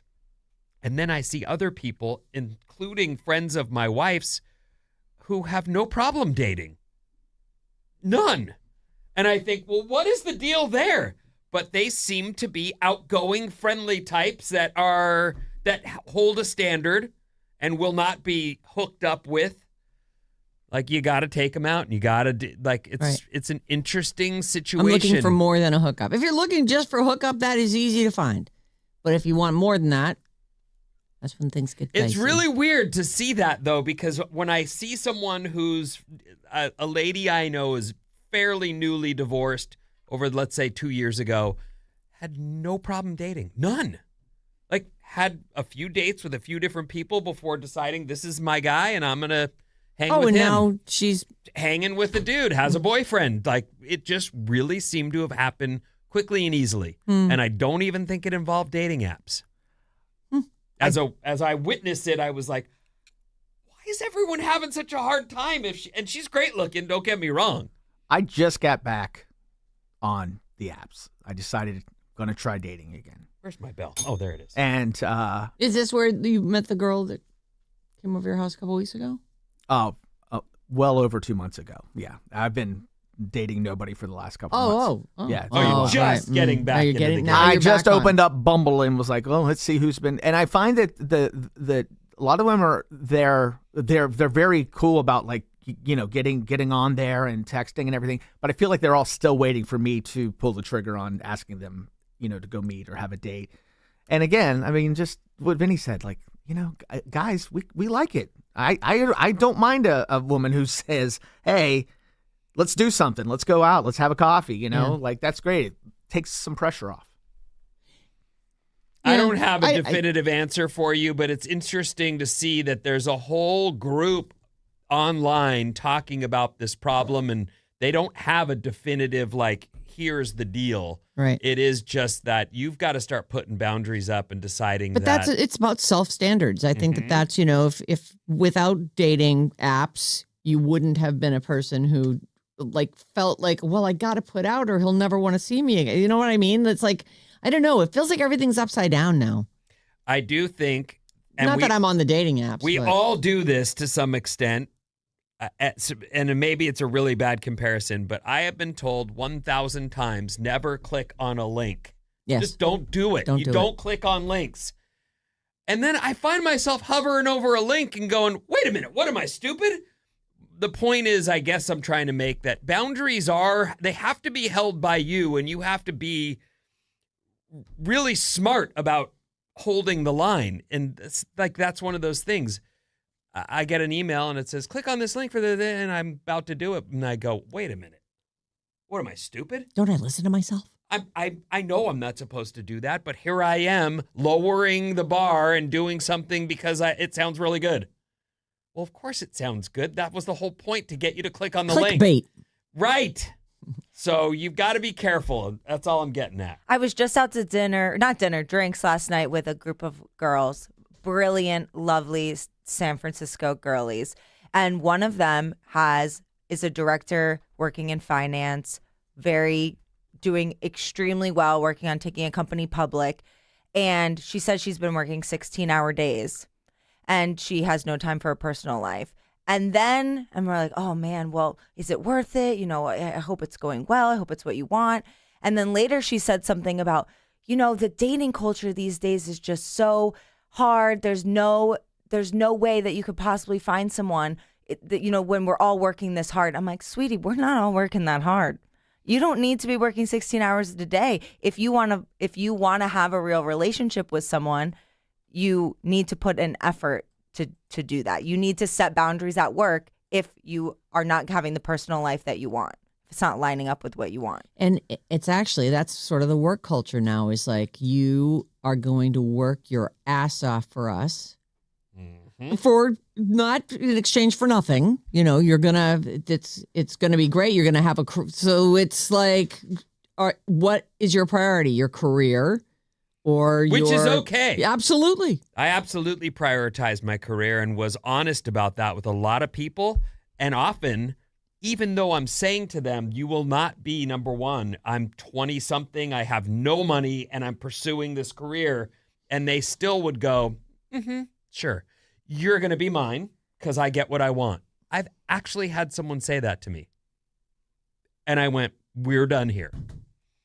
No, I get wait, where are you going? Come back. I couldn't just believe told you. I heard that straight to my face. I always get what I want. You're going to be mine. And I just went, okay, we're going to end up hating each other because I don't like your attitude, but also I'm not going to be yours. I'm pursuing this other thing. I'm broke.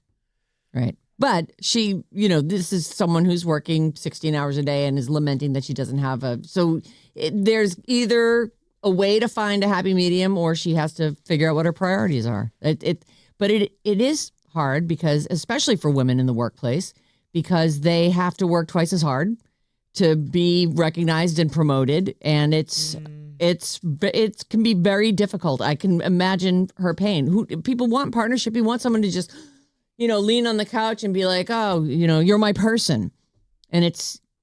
But hard having to find that person, but it's not even just about you're going to find them and magically you're going to have them. Having a relationship like that is work. Needs to be a top priority. You have to put in a lot of effort to build something like that. And there's this whole narrative. To give your time. Right. There's been, when I was growing up, you know, women have been in the workforce and the dad can stay at home or both people can be working. And there's been this narrative of you can have it all as a woman. And like, you can't work 16 hours a day and be in a healthy relationship and have a hot body and have kids. Oh my God. Right. You can't. You need to make a priority list. Yeah. The have it all thing is really a way to kill yourself young. Well, it's also, it's like a fable. It's like a fairy tale. Like, people think, oh, that person seems to have it all. Well, they don't. They have made sacrifices in one area to have a benefit in another area. Or they're doing everything badly. Or they're doing everything, but they're doing it badly. There are only 24 hours in everyone's day. And I need to sleep for like 10. I used to be able to sleep 10 hours. I know. You could sleep even longer than that. Now, though, I actually have more hours in my day because I can't sleep. So I have more time. I can finally have a career and a relationship. You're painting bottles like a Mo flicker. With my extra hour a day that I have. How about a fast fact? I love fast facts. You know that. Of all 12 astronauts that have stepped foot on the moon have experienced lunar hay fever due to the highly abrasive moon dust. You know about this? I don't. They've said that it smells like burnt gunpowder. Goodness. Yeah. That's the whole That's the end. whole thing. Yeah, it's just a fast fact. Does it make them sick? Nope. Sneeze.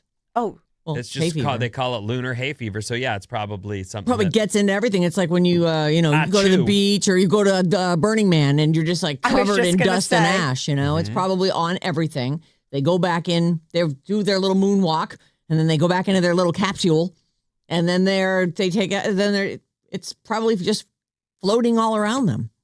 Waldo. Oh, where is he? From Where's Waldo is only called Waldo in America. Oh. In other countries, he's either called Wally or Willie. Oh, I thought it would just be like an alliteration of their version of, like, ¿Dónde está Donaldo? Is that a word? Donaldo. I don't know. Diego, Donde Diego. There you go. Yeah. There's no expiration date on honey. It's the only food that can actually last forever when Say it stored. louder for the people in the back. There's no expiration date on honey. It's the only food that can actually last forever when stored correctly. Yeah. If you don't store it correctly, though, it does get bogus. It gets crystallized, but I think you can run it under hot water and I've heard that. You melt it back becomes up. grainy, but it depends what you're using it for. Yeah, if you just stick it in your tea. In my you'll be banana fine. bread, Oh, it'll be fine. I think. Cook right By up. the way, I have really low food standards, though. Really low. did any of you, so our boss, I had a birthday over the weekend and our boss brought some cake and he brought some for all of us. There was enough. And I was sort of like, oh, I gotta stop with the dessert. But I also was gifted a cake. So I brought it home and did you guys taste it? Not yet. You didn't taste it yet either? I left it in the fridge here. I'm gonna. Oh, you Yeah. forgot it. Well, and I'm saving it for the weekend for my treat. Oh, okay. Oh, goodness. Was it good? Do you ever look at your week and say, I didn't earn a treat this week? This is not a week where I'm going to reward Do you myself. ever decide, nah. you just go, I lived through I it. made it to the I- weekend, I deserve a treat. I work really long, hard days. I every week deserve a treat, as far as I'm concerned. Okay. I put the effort in. Okay. I don't work that hard, and I still deserve a treat. Yeah. Pretty much every day I treat myself. I don't even ask if I deserve one or not. If I'm feeling like a treat, I'm going to have one. Oh, yeah. Well, I started on the cake and was like, okay, this is so delicious, I have to pull myself off it. Because it was like a full regular cake on top and a cheesecake on the bottom. There was some cheesecake in the middle, actually. Oh, It okay. was. But I had some, and the cake was moist and delicious. And I was sitting there going, I'll eat this whole thing if I don't stop. So I stopped. I put the thing back on. I was like, I'm going to have to get rid of this. And the missus walked by and goes, what are you eating? And I go, well, I tell her the story, and she goes, well, hand it over. Yeah. What do you mean you're going to throw that away? You think you're the only person who likes chocolate cake? I couldn't. So she plowed through the rest of it, and Man's got to eat. it's an absolute home run cake. You guys have something to look forward to. It's very good. Very. 800-400-3697 is our number, and Maddie's on the show. All right, got a lot of good texts here. Let's see, 510. I'm currently seeing a girl who works 12 hours a day, a few days a week, and 8 hours. Plus, she works swing shift, and I don't. People can still make time for you. Okay, Mm-hmm. seems to be working for you. If it's important enough, you will find a way. 707. Good luck on the apps, Maddie. Seems like women want Tom Brady more than his brother, not his brother. Well, I don't know where I would come in as his brother, but thank you. Oh, you're Tom Brady's brother? Well, I mean, I would think that'd be something. Yeah, Yeah, I that's guess that's not bad. absolutely. Tom Brady's brother is probably. I think he only has sisters. Brady. His name's 925 Brady. Brady Major Why not? Major. 925. Prioritize fun over income. It's completely aggravating trying to hire people now. Nobody has a work ethic anymore. I don't think that's true. I think I understand what they're saying, but I think in tech, right here in the Bay Area, there are people doing 16-hour days, and I have Sleeping at work. I've been there at the dinner table with my wife who has a headphone in because she's in a meeting in some other country and cannot pull off. There's a lot of people working long days. Lots. I also don't think just because I don't want to work 12 to 16 hours a day doesn't mean I shouldn't be able to feed myself, you know? I agree. Good point. 510. Maddie, Bumble Woman here. I find when I initiate the date with a guy, 9 out of 10s, he's lame. Take charge. Ask her out. Oh, I still think I you think can do it. I think it depends what kind of person you're looking for. Like, are you looking for a guy who is going to take charge? Then let them. Yeah. If you are that more dominant person in a relationship, then and you like making the decisions, then be the decision maker.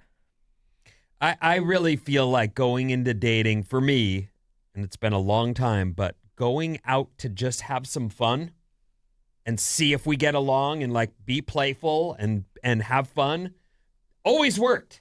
And often you find yourself going, well, we don't click down the road. A few dates later, you go, I don't click in this way or that way. but we had a few good But dates. we had a few good laughs and a good time, and it's just not a good fit. Let me ask you ladies a question. So there was somebody I was chatting with on Bumble, and This then is real life. This Maddie. is real life. This is great. Just happened, and I finally went. I'm really better in person or on the phone. Would you be up for a phone call sometime? Nothing after that. Oh, well, you have your answer. Wait a minute. I'm better. I'm better in person. I'm better on the phone than texting. Like I'm. Oh, so you were trying to get a phone call. Eventually, next yes. Okay. Yes, I think And that's when they went poof. Well, she made her decision. She said, "Do I want to get on a phone call with him? I don't. She's just not that into you. Yeah, don't worry about it. Don't be sad. that's I think You'll that's a never- good move. I'm not sad. I think it's a good move. And you did make a good move. That's actually, you should do that. I'm Okay, better. so you should that keep was my doing that. question. Is that a good move? I or think not? that's an amazing move. Yeah. Well, you got an answer out of her. As I researched the femosphere and this dating, revolution where women are going to start taking charge, one of the things that I saw was a woman, an influencer, saying, "Guys, let me help you out. If she has not responded to, she doesn't want to hang out with you. That you don't need to pursue it." No. At that point, she has decided. And if she says she's too busy for you, she's also not into you. These things seem really easy, I'm trying to drop hints here. but she's not making time for you. That means she's not into you. Right. Like, take that clue and, And why move are on. you? Because we should learn this stuff in school. Why do we have to I know. struggle to figure this out? Why do I have to learn calculus that I'm never going to use instead of sitting through a class about human connection? A math teacher just crashed, but okay. Calculus. We're going to take a quick break. When we come back, what fun things are our beloved celebrities going to do next? OnlyFans, a new cop show? What else?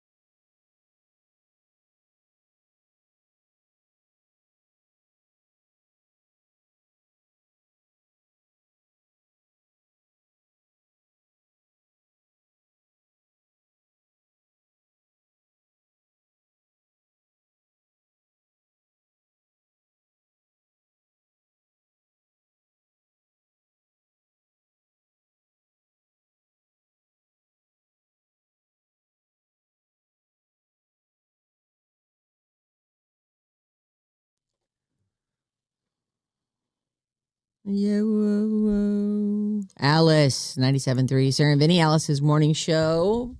Commercial free with Jane. Do you guys know about this? It's amazing. If you want more music on your ride home, tune into Jane. It's Jane. 97 minutes commercial free, starting at 4 o'clock every day. I love commercials, but I can see why people just want to hear a string of songs. I just want to relax in my car on my way home after a long day at work. And Jane, she is a great host. She is. So tune into Jane, our new 97 minutes commercial free, starting at 4 p.m. every weekday. If you don't know, she's like one of the great afternoon hosts in the country. Yeah. She really is.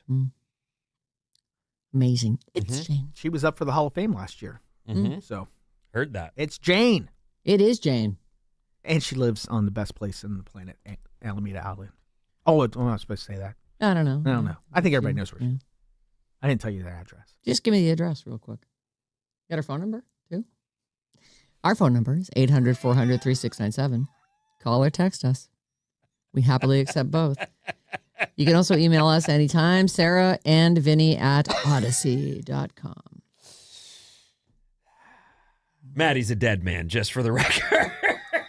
It's going to be fun to watch. I'm down. I hope not. I've seen Pissed Off Jane, and it is not pleasant. No, I mean, it's one of those things where you chat and you just don't realize that was not for air. I think she says it. We have I this feel like that's a deal thing. that among us where if you say that, then it's not. Right. But if you don't say that, you can expect that to be pulled right out onto the air. You have to say, not for air. Not for and air. even then, it doesn't matter sometimes. I it's forgot better. you said that. Oh, that's right. Oh, I'm sorry. You're real good at forgetting. I am. Nobody tell me anything. If you don't want it on the air, do not tell me. Mm-hmm. So I teased you with what fun things our beloved celebrities are going to do next. Okay. Let's check in with Shannon Elizabeth from American Pie. And from she's in the very final, isn't she in the final scene of Love Actually where they're all coming out of the arrival's door at the airport? Yes, she's one of the girls from the United States. And She gives a big kiss so to one of the guys beautiful. there. Is she? I mentioned her this morning to Maddie. What's her name? Shannon Elizabeth. She's probably She's the American Pie girl. She's the American Pie girl. And was she not on one of those like Saved by the Bells or something too? Or was I she don't always think No, so. I think No? you're thinking of the girl that was in the striptease movie. you know, Yeah, that's what I'm thinking of. Elizabeth Berkley. Elizabeth.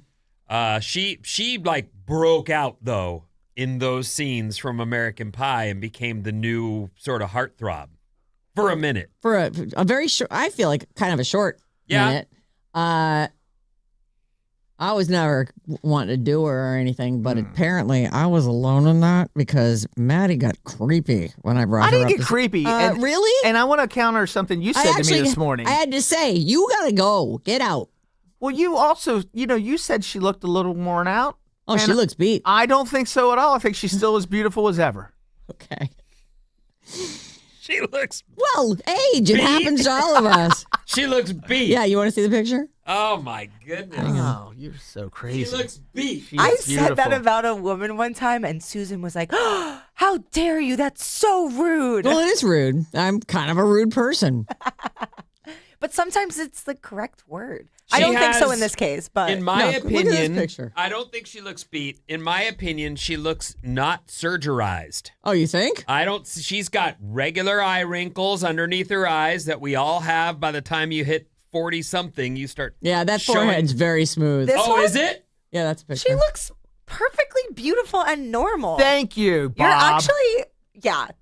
No, I'm not sorry. Yeah, she looks a little beat to Her me. teeth look great. Her smile looks great. I think that she's just not had a lot of surgery. You're right. There may be some Botox, but I don't see the duck lips. Yes. I don't see clear signs of someone who's like some of those people you go, you're 80. You should have a wrinkle. You know, it wasn't even that. For me, it's not whether or not she had. It's just age. You know, Yeah. she She's aged. Yes. beats She's a not mean a- word, but that's the word I choose. She's not. So I'm glad that you guys are all into her and aren't quite as creepy as Maddie goes. Maddie's like, oh yeah, oh, that Shannon Elizabeth. Oh, 1 o'clock. You want to talk about 1 o'clock? I'm like, no, I don't want to talk about. Oh yeah, no, she's a star of many a fantasy. Yes. I'm like, oh God. So this is great news for Maddie. Admit it. You know that's exactly what you What's great said. news for Maddie? Is this what she's up to? I thought we were just Shannon talking about her Elizabeth. being beat. Oh, there's a story. Yes. Oh, okay. No, we're not. It wasn't just a story about her being beat. Oh, okay. She didn't just come up randomly this morning. All right. She is on the cusp of a new beginning. She's filed for divorce from her husband, Simon Borchert. Who's that guy? We don't know, but he's probably beat too. And she is joining OnlyFans. So for everybody who had to just imagine her at 1 o'clock throughout their lives, her page goes live today, according to this. I don't know if you realize this. She's naked in that movie. So there are real pictures of she's in the film nude. So for someone, I don't fantasize about movie people ever. Well, I take that back. Regular movie people. Porn movie people, maybe, but no. That, yes. But I'm looking up Simon Borchert. Borchert with a CH. Yeah, I see it. A career conservationist focusing on endangered species protection in South Africa. Yeah, he He's sounds a fun at good a party. dude. He's worked on combating the illegal wildlife trade, developed a black rhino sanctuary in South Africa, and helps organizations contribute meaningfully to conservation. That sounds what He's a lovely very thing to nice do with man. your Yes, life. absolutely. Yeah. All right, she's so filed she's for dumped divorce. him. She dumped him, and and wants she's to be joining. naked. She's joining OnlyFans. Now, of course, everyone on the internet is wondering, well, how much is she going to show? And the truth is that we don't know. The page goes live today, and she will, in my opinion, she'll start slow. Yes, she's an actress and she's done some nude stuff, but she'll start slow. It won't take long though. You know, I'll tell you, I've seen the ads. Well, anytime I look at porn, I look at the ads. Yeah. Not because I want to, but because I'm not paying for that. So you get an ad service. I And you see. have to wait for it to. What kind of ads are we talking about? They're for the OnlyFans or the Oh, cam I see. girls Oh. or for people that. So you just All porno style ads. Yeah, absolutely. But that's what you have to sit through to get the video that you need for the inspiration for the. Jesus, it's 1:05. When are they going to get to the movie I'm trying to watch? So I don't know how that will go for her, but I'm going to guess what you're saying is true, which is that the people who will show up, and then they will say, I'm not looking for bikini shots. Yeah. Let's start with the nipple. Go from there. I've never communicated with anyone that way, but you see the cam girls are all typing. So they're answering to people, and there's something happening there. Right. Here's what she has to say about it. Okay. I've spent my entire career working in Hollywood, where other people control the narrative and the outcome of my career. This new chapter is about changing that, showing off a more sexy side no one's seen, and being closer to my fans. I'm choosing OnlyFans because it allows me to connect directly with my audience, create on my own terms, and just be free. I really do think this is the future.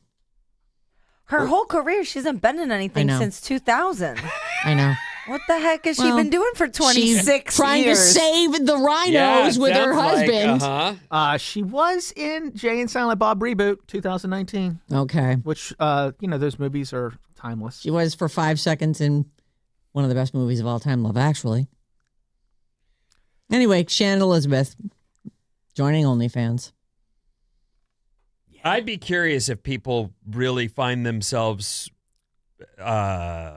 sticking with one person, or on OnlyFans they have to choose where their budget is spent each month. Well, that's it, right? I mean, there is no free on OnlyFans, correct? I don't know. I've never been on. I really haven't. I'm not just trying to be I wonder secretive. I might have gone on there before. Okay, Okay. tell And there us are everything. some There we free, go. but then anything you want to see, then it's like you got to pay for this So picture. you're you gotta pay for saying that. that like you can browse through and see somebody who strikes your fancy, and there will be a few pictures to tempt you into subscribing. Vinny will know this from Instagram. It's the same things they post on Instagram where they're looking really good and, next to naked, but not naked. And they'll post those up to get you well, if you want to see the whole thing. You know what's weird? There must be a young element to this. I don't want to communicate in that moment. I'm not interested in directing the action at all. It seems like that's a big part of it, though. The texting, the communication. It becomes a do relationship. This. Yeah, do this. Don't do that. I am not interested in any of that. Well, I think that's where people start to lose the touch with reality. Well, yes, they think that that this person is a relationship of theirs. Right. And that's I don't need a girlfriend. I have one. I pay her $5.99 a month, and she's great. Yikes. All my needs are met. Yikes. Well, some people aren't able to have That is true. real relationships.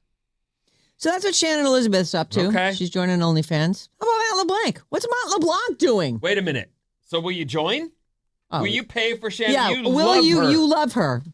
It's 1:00. Do you think he could write it off as a work thing if we check in every so often on what she's up to? I like the way you're thinking. I'll call like the Harvey way in Long you Island, my think. accountant, and ask him. He's pretty good about going, that's a write-off. Did you talk about radio when you were at dinner? That's a write-off. That's all we ever talk about. Like my whole life is a write-off. That's all I we do. ever talk about is radio. I have no life. Okay, well, that's fun then. We'll get to find out how it's going. Good. Yeah, talk to your accountant. Matt LeBlanc. You know, Joey. Yeah. How you doing? From Friends. That's my favorite friend. He's a good friend. You would love that show episodes that he did. It's the best. It's maybe, I don't know, 10 years ago, maybe a little more. It's one of the funniest shows It is ever. so fun. He plays himself as a washed-up star in Hollywood who's getting a new show, and these two writers who came over from England to write this show, and they've got it. It's just hilarious. It's like such a look at Hollywood, and he's so funny. There's a fight scene in that is, I've watched it 100 times. It's just, it gets funnier every time. Matt LeBlanc, anyway. He's not playing himself in this. He has a new series on the way, and it's a cop drama, but with a little bit of a twist.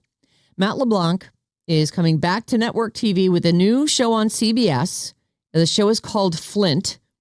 It's about a burned-out LAPD detective. He's looking forward to retirement when the city extends his service for another 5 years. We're going to need 5 more years out of you.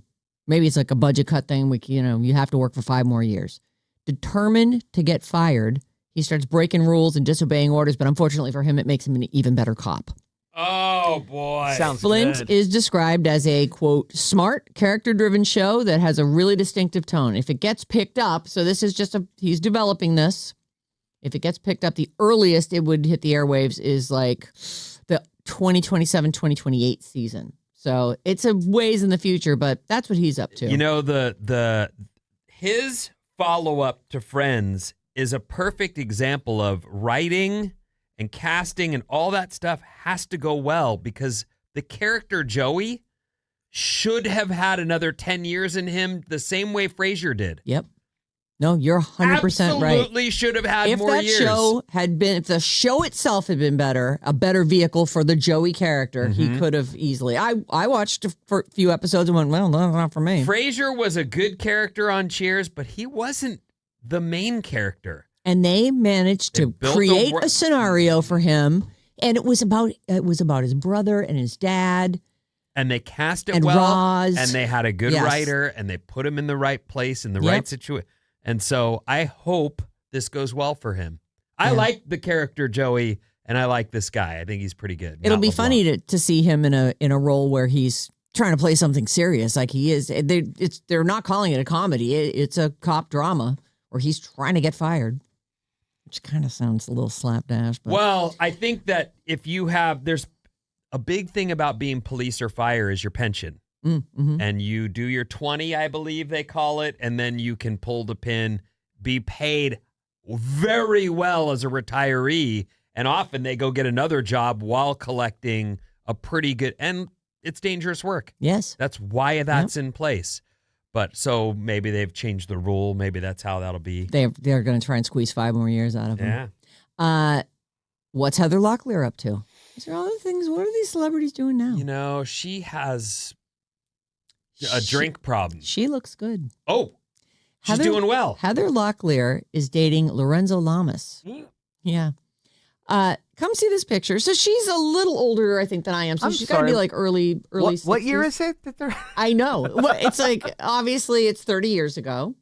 There's Lorenzo Lamas, who's also somewhat unrecognizable. He was like those late night soap opera shows. I want to say he was on some of those. Let me see. It's in here somewhere. Is it Falcon Crest? Yeah, I think it is Falcon Crest. And then he was on. Were you watching that one with your Falcon didn't, Crest and no. Renegade?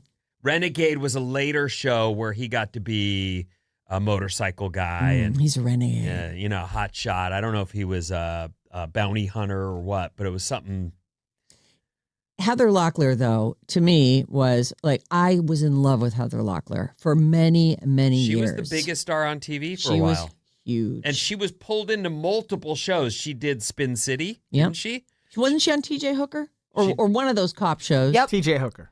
And then she, Melrose Place. She was pulled into and became the star of that. Right. But she had done a couple movies too.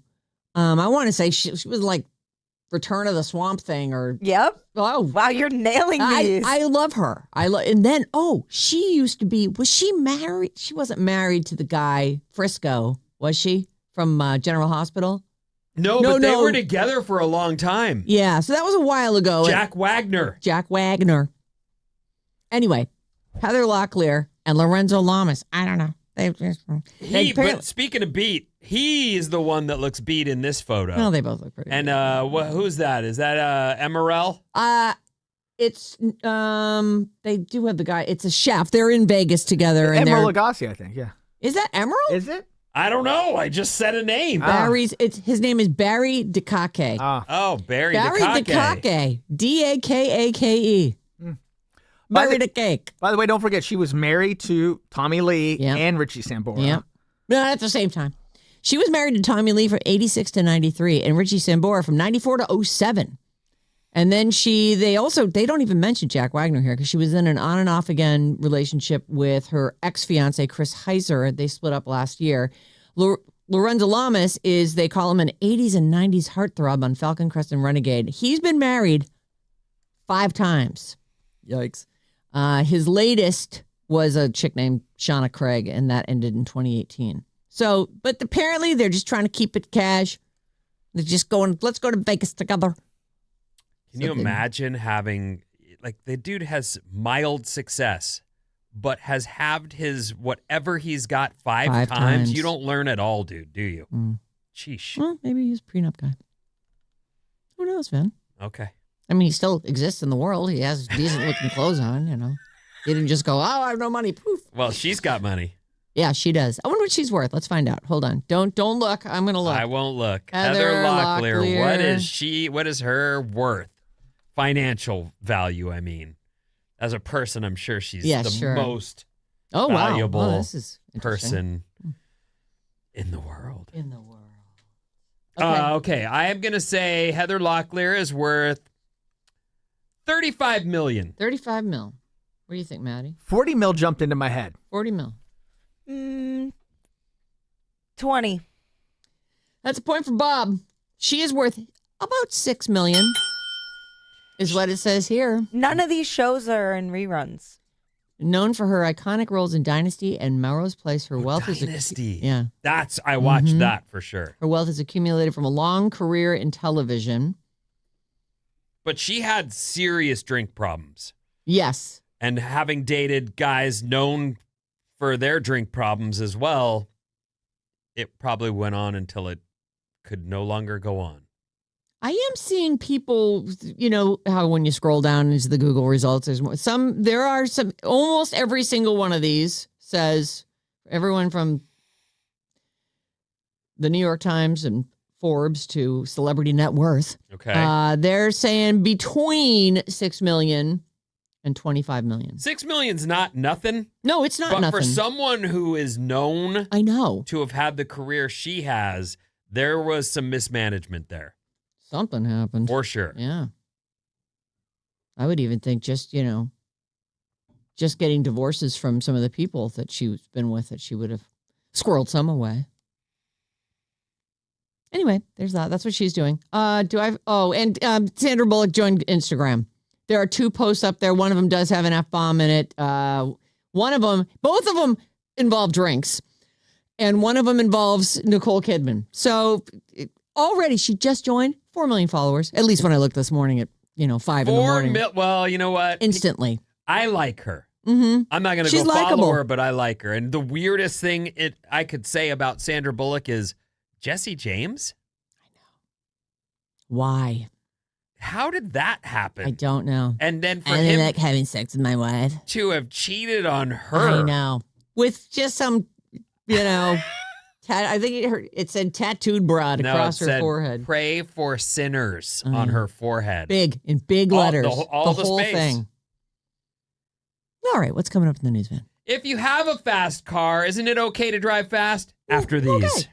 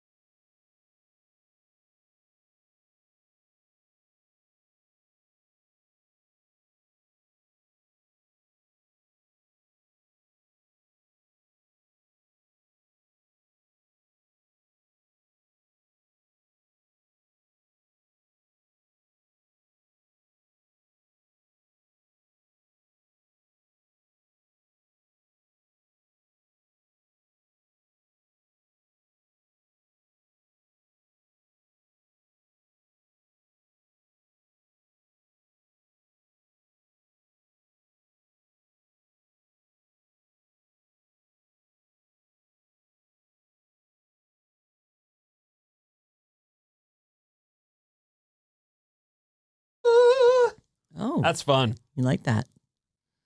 Outcast. Alice, 97.3. Sarah and Vinnie, Alice's Morning Show. Watch the video clips from the Sarah and Vinnie Morning Show or stream us live on our YouTube channel. We're live right now. Welcome. Please join us. Just go to youtube.com/@RadioAlice973 and please subscribe, would you? What's up, everyone? This is Alice Report. What is up, everyone? This Alice Report is brought to you by Disneyland tickets. They're the big get. Less than half an hour from now, Ben. This is the big one. Don't miss the 70th celebration at the Disneyland Resort. All this week, listen for the code words at 9:05. That's right around the corner. 12:05 with Mace and 5:05 with Jane. Then head to radioalice.com and enter that code word that you're given for a chance to win a 4-pack of tickets to the Disneyland Resort, plus qualify for the grand prize vacation, including a 4-pack of 3-day, 1-park-per-day tickets with a 2-night hotel stay at a Disneyland Resort hotel. It's amazing. What It's a pack. the move. You're right on the property. You just make your way over. Walk out. You're Go in the back park. to your room for a bit of power nap and recharge, and then head back out into the evening hours. It's amazing. It's good stuff. And it's the thing that everybody seems to want. And you can win it. Just be here at 9:05. My first story is, I read a lot of different stuff on the internet, and I'm seeing, and we've tried to stay out of the regular news, even when it's not specifically political, just because it feels like it agitates people. Mm-hmm. It's very controversial these days. No one It can is. just hear a news story and be like, yeah, okay, now I know. Yeah, it does feel like there's spin on everything, and we've made a concerted effort to be Not to. Let's have a fun morning together, shall we? So when I see a lot of people, the layoffs and the cuts and the economy and the gas prices, and you can't buy a home. Okay, I'm with you on that. I feel that. Yep. And yet, there are people out there who are going to pay big money. A Titanic survivor life jacket is set to fetch almost $500,000. Really? Cork-filled canvas preserver was signed by 8 survivors from the same lifeboat in 1912. Wow. A rare life jacket worn by a Titanic survivor is set to be auctioned off after more than a century. I can't believe that James Cameron doesn't own that. He very well may be the one who buys it at auction. And in that case, I would say, okay, James Cameron has made a fortune on bad movies. Not all of them are bad. But Wait, which ones are bad? Avatar is terrible. No, it's not. Oh, I haven't seen it. Of course you haven't. It's good. I like it. So you It's saw the second one? groundbreaking. I didn't love the second one, and I didn't go see the third one, but that first one I absolutely love. I've seen it 10 times. Okay. I don't like it. And I love Titanic. And Yeah. I love T2. Didn't he do the second Terminator? I like some of his early movies. I felt trapped by Titanic. Mhm. I couldn't get away. He was still in his 20s. He just wasn't there yet. I understand. Well, maybe we should rewatch it. I had a No. girl. No, please don't. Don't make A him. girlfriend on my left and her roommate on my right as I watched Titanic and just thought, this will never end, will it? Well, you're such a boy. Ah. Anyway, back to the rare life jacket worn by a Titanic survivor. It's going to be auctioned off after a century after the disaster. The flotation device used by first-class passenger Laura Mabel Francatelli. Oh, Laura Mabel Francatelli. Yeah. Wow. During the ship's 1912 sinking is expected to get between $300,000 and almost $500,000. Well, And that's why I brought it. Like, that's a rare artifact. there's still a fortune out there. Everybody's buying crazy crap. Where is that money coming from? Well, maybe it's James Cameron. There's the jacket. It is janky. Oh, yeah. Very old school. It's like a pullover kind of vest. I guess those are like chunks of cork. Uh-huh. It doesn't look at all like It's not bright orange No. as you'd expect. It's not. it looks old. It does. It looks like a something that was made in 2012. In 1912. I'm sorry, but was somebody wearing this until Yes. recently? Why are we auctioning it off? Where did we get it? Yeah, who did have it? It is believed to be only a handful of Titanic life jackets still in existence and the only one ever offered at auction. The life jacket remained in this lady's family for decades before being acquired by a private collector about 20 years ago, and now the private collector is putting it up for auction and available to collectors and fans of sunken ships everywhere. Interesting thing to think that this person, what was her, Mary Lou Retton, whatever her name was, Francatelli. Laura Mabel Francatelli. Yeah, I knew it was 3 parts. So she has this jacket, this life jacket on, and then she says, "Hey, everyone who is in the boat with me, sign my jacket." Like, maybe the rescue what was pen? well, maybe the rescue was on, and maybe they did have. Let me get my quill. You know, I don't know. It's just so weird that it got signed. There were no Sharpies in that day? I don't think so. All right. I don't really know. Okay. It I does don't feel like a long time ago. All right. I don't know. It's just such a strange thing to think to yourself. Like, I would just be like, get this thing off of me. Oh, my God, I'm on dry land. Kiss the ground. There's Laura Mabel Francatelli in the photo. Oh, look. And there's somebody with the life jacket on near her. Similar life jacket, exactly right. So these are the people who were in her lifeboat. I guess so. You know, they could have paddled over, got the people who were on the flotsam and jetsam. Please, She was among the survivors rescued hours after the sinking. You had to be rich, I believe, to be on this boat in the first place. So it was all... To be in first class, for sure. I would think you wouldn't even... okay. No, Leo was a poor boy. Didn't he sneak on? He won his ticket in a gambling. Oh. I don't remember any What, of that. you don't remember like the whole below decks thing where there's, they're all just drinking and partying. And they were going over to, be, I don't know, servants in the new world. I have no idea.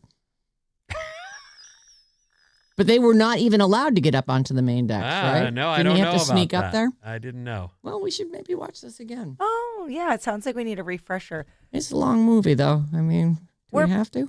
Were people obsessed with the Titanic before the movie came out, or did it become... Oh, yeah. Yeah? It was definitely Always? like a historical thing that got talked about.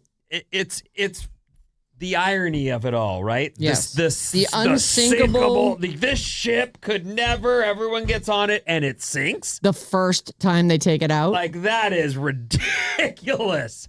And yet, that's the story. And that is why it's famous. Mm-hmm. The We had a whole unsinkable unit ship. in school where we learned about it. When I was in 3rd grade, we spent like 2 weeks on the Titanic. And that was, of course, post-movie. Right. Yeah. They had a lot more info on it then. Mm-hmm. It's fascinating. It is. And you know who's fascinated by it? James Cameron.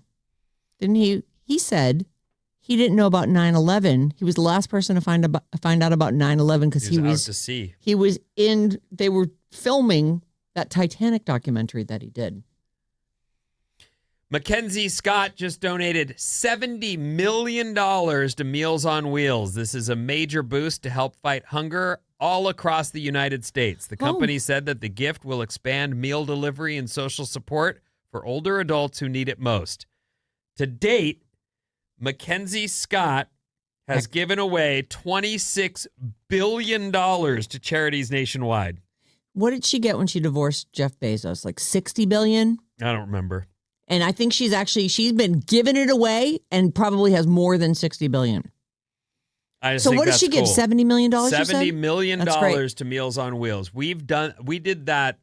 It's been a while now. It's been many years, but we went and did that for Thanksgiving as a show.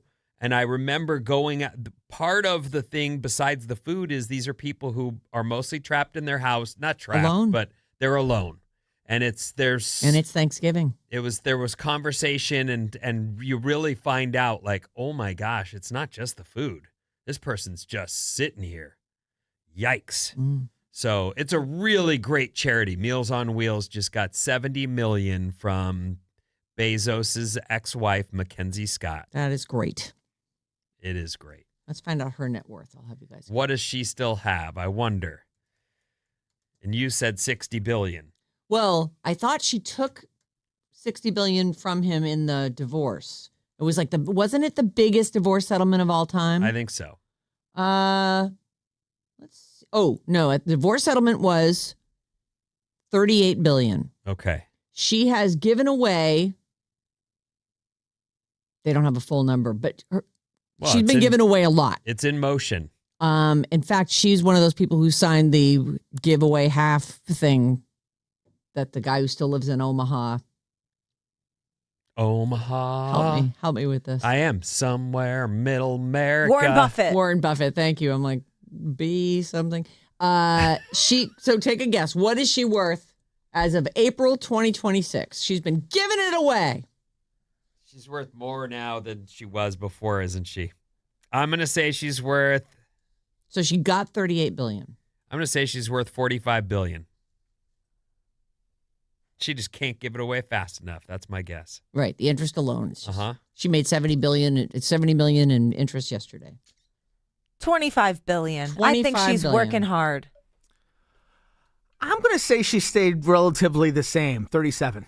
You think 37? Yeah. I think you and Vinny split it right down the middle. Because 45, she's worth about $41 million. So she's gotten richer.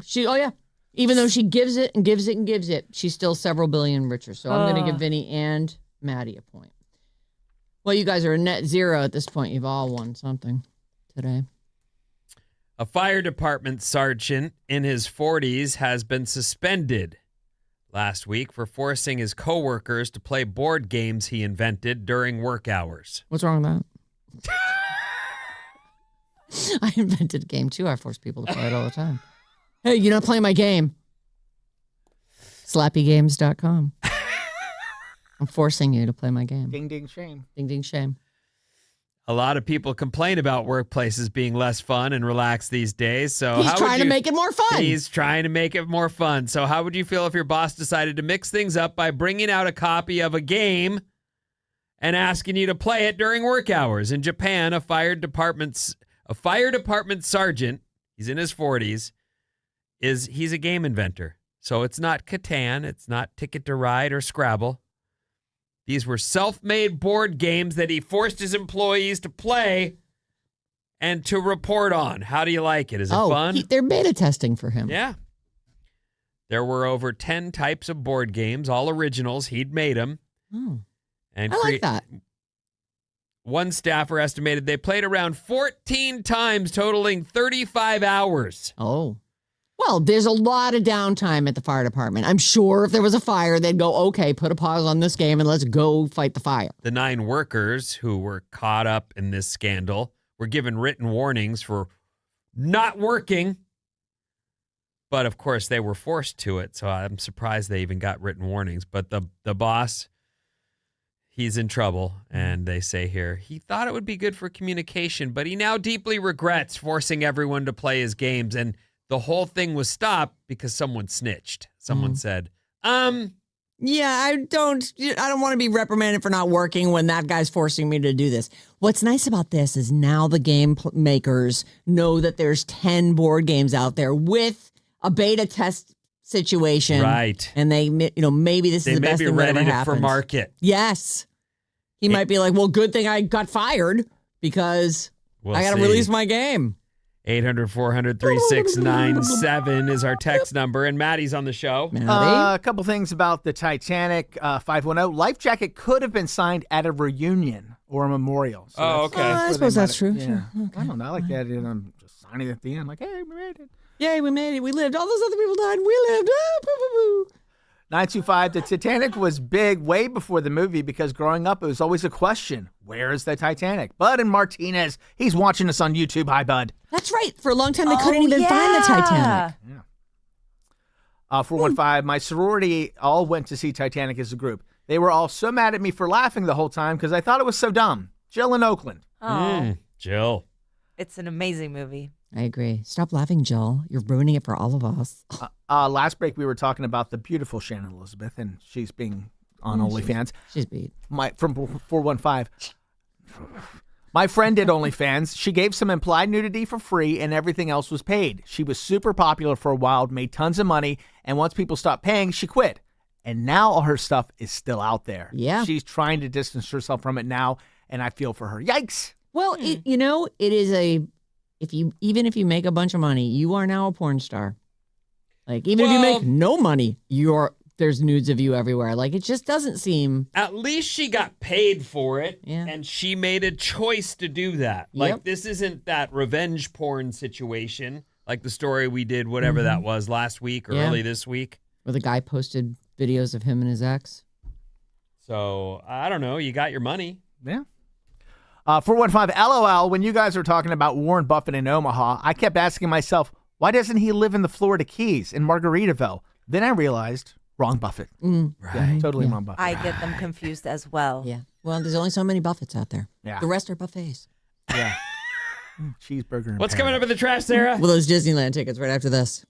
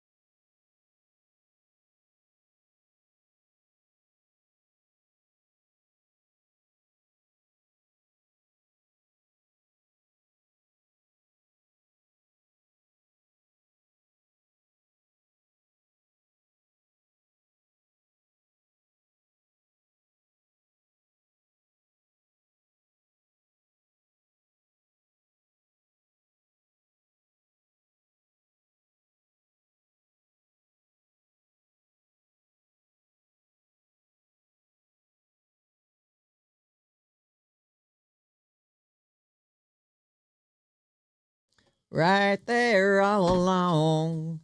Alice at 97.3. It's Disney time. It's Disney time. You've been waiting for that code word, haven't you? You ready for it? Here it comes. Light. Light. Take the word light. It's your code word this hour. Take light to radioalice.com. Enter it in, and you could win a 4-pack of tickets for the Disneyland Resort and be qualified for the grand prize vacation, which includes a 4-pack of 3-day, 1-park-per-day tickets with a 2-night hotel stay at a Disneyland Resort hotel. So I take what word? Light. To where? radioalice.com. And then what do I do with it? Enter it in. Okay. Yeah, there's just like a contest page, section. yeah. Okay, got it. And then Mason will have another code word for you at 12:05, and it's Jane with another one at 5:05. Lots of chances to win. We're all about Disney here. They're celebrating 70 years. This hour's code word is light. You can call or text us, 800-400-3697. Works like all the other phones, mostly for text. Sarah and Vinnie at Odyssey.com is our email address. And we begin with a quick recap of the Live Nation Ticketmaster decision yesterday. We're not going to spend a lot of time on this because we did talk about it in the 7 o'clock hour, but federal court in New York yesterday, a jury ruled that Live Nation and its subsidiary Ticketmaster have created a monopoly that squashes competition and drives up ticket prices. Now, we just have to find out what the judge's decision is on what we do about this.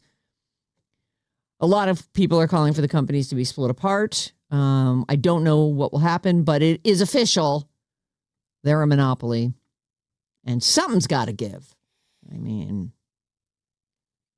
$1,000 to see a band. It just feels like too much. Speaking of expensive tickets, Coachella. Oh, yeah. Everybody's making their way back down south again. Yeah. Starts up again tomorrow. Justin Bieber has broken these records at Coachella so far. Multiple records. And this is just, it's only been 1 week. There, a lot of people are calling it Bieberchella.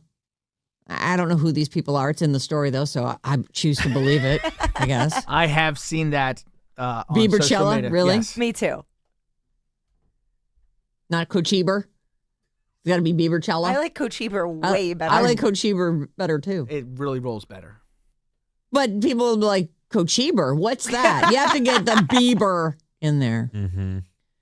Anyway, it's not even weekend 2, and here is a breakdown of the records that Justin Bieber has broken so far, according to Vogue magazine. I guess that's where you go if you want to know about Coachella. Does it have something to do with not trying at all? I guess so. He tried the least. He put the least effort into any show that was ever done at Coachella. So, ding, there's one. He's the highest paid artist in the festival's history. He's making $10 million for the 2 weekends and paying no one else. It just seems like him, his computer, and a big screen. He has brought in the highest ever ticket demand. This is the highest ever ticket demand. He's the headliner, and they say the fervor was about him. More than Beyonce. That's crazy. His performance is the most Googled in Coachella history.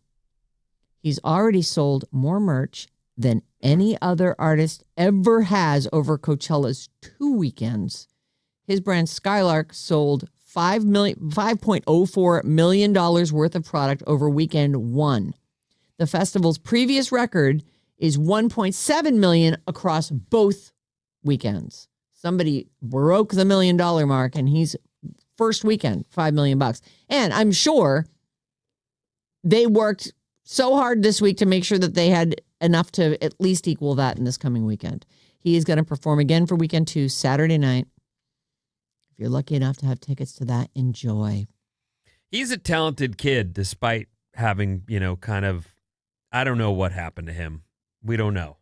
Well, he got famous really young, and that will he was your also development. part of, but he was very much a part of that Diddy thing, yes, wasn't he was. So I don't know what's happened to him. There's girls all around. He appears to be broken in many ways, but still super talented. Yes. You can say you don't like him, and I would say, yeah, I can see that.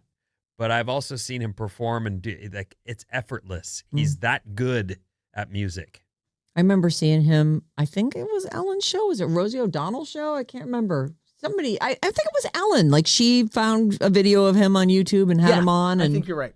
And he was a little boy and was just came on and killed it. And people went, "Who's that? Let me sit up and notice." Mm-hmm.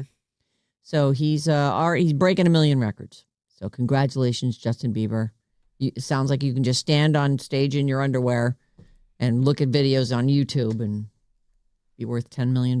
You know, he was on the Ellen DeGeneres show when he was 15, but he appeared on that show 26 to 37 times. Oh. I didn't On realize- Ellen. Yeah, he was a staple on that show. Well, that's when you get somebody who goes viral with every single thing that they do when they come on your show. You'd be like, let's book you again for next week. We're just going to put you up in a hotel here in New York and keep bringing you back.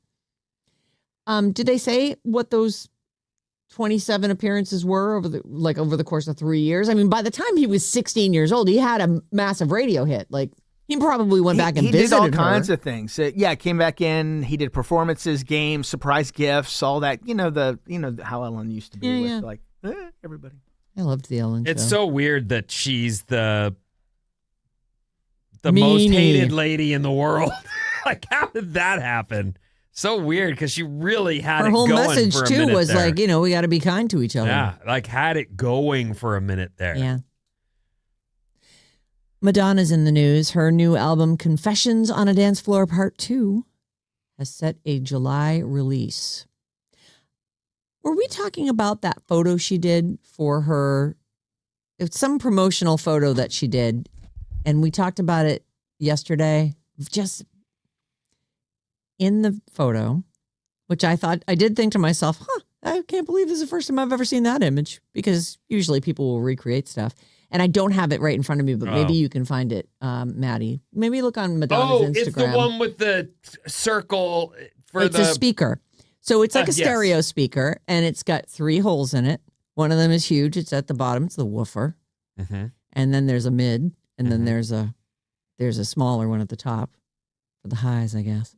And when you described it, I really didn't quite get the visual there it you is. were There going it is. Hold for. on. It's not on our screen anymore. So it's her legs coming out. It's on the right.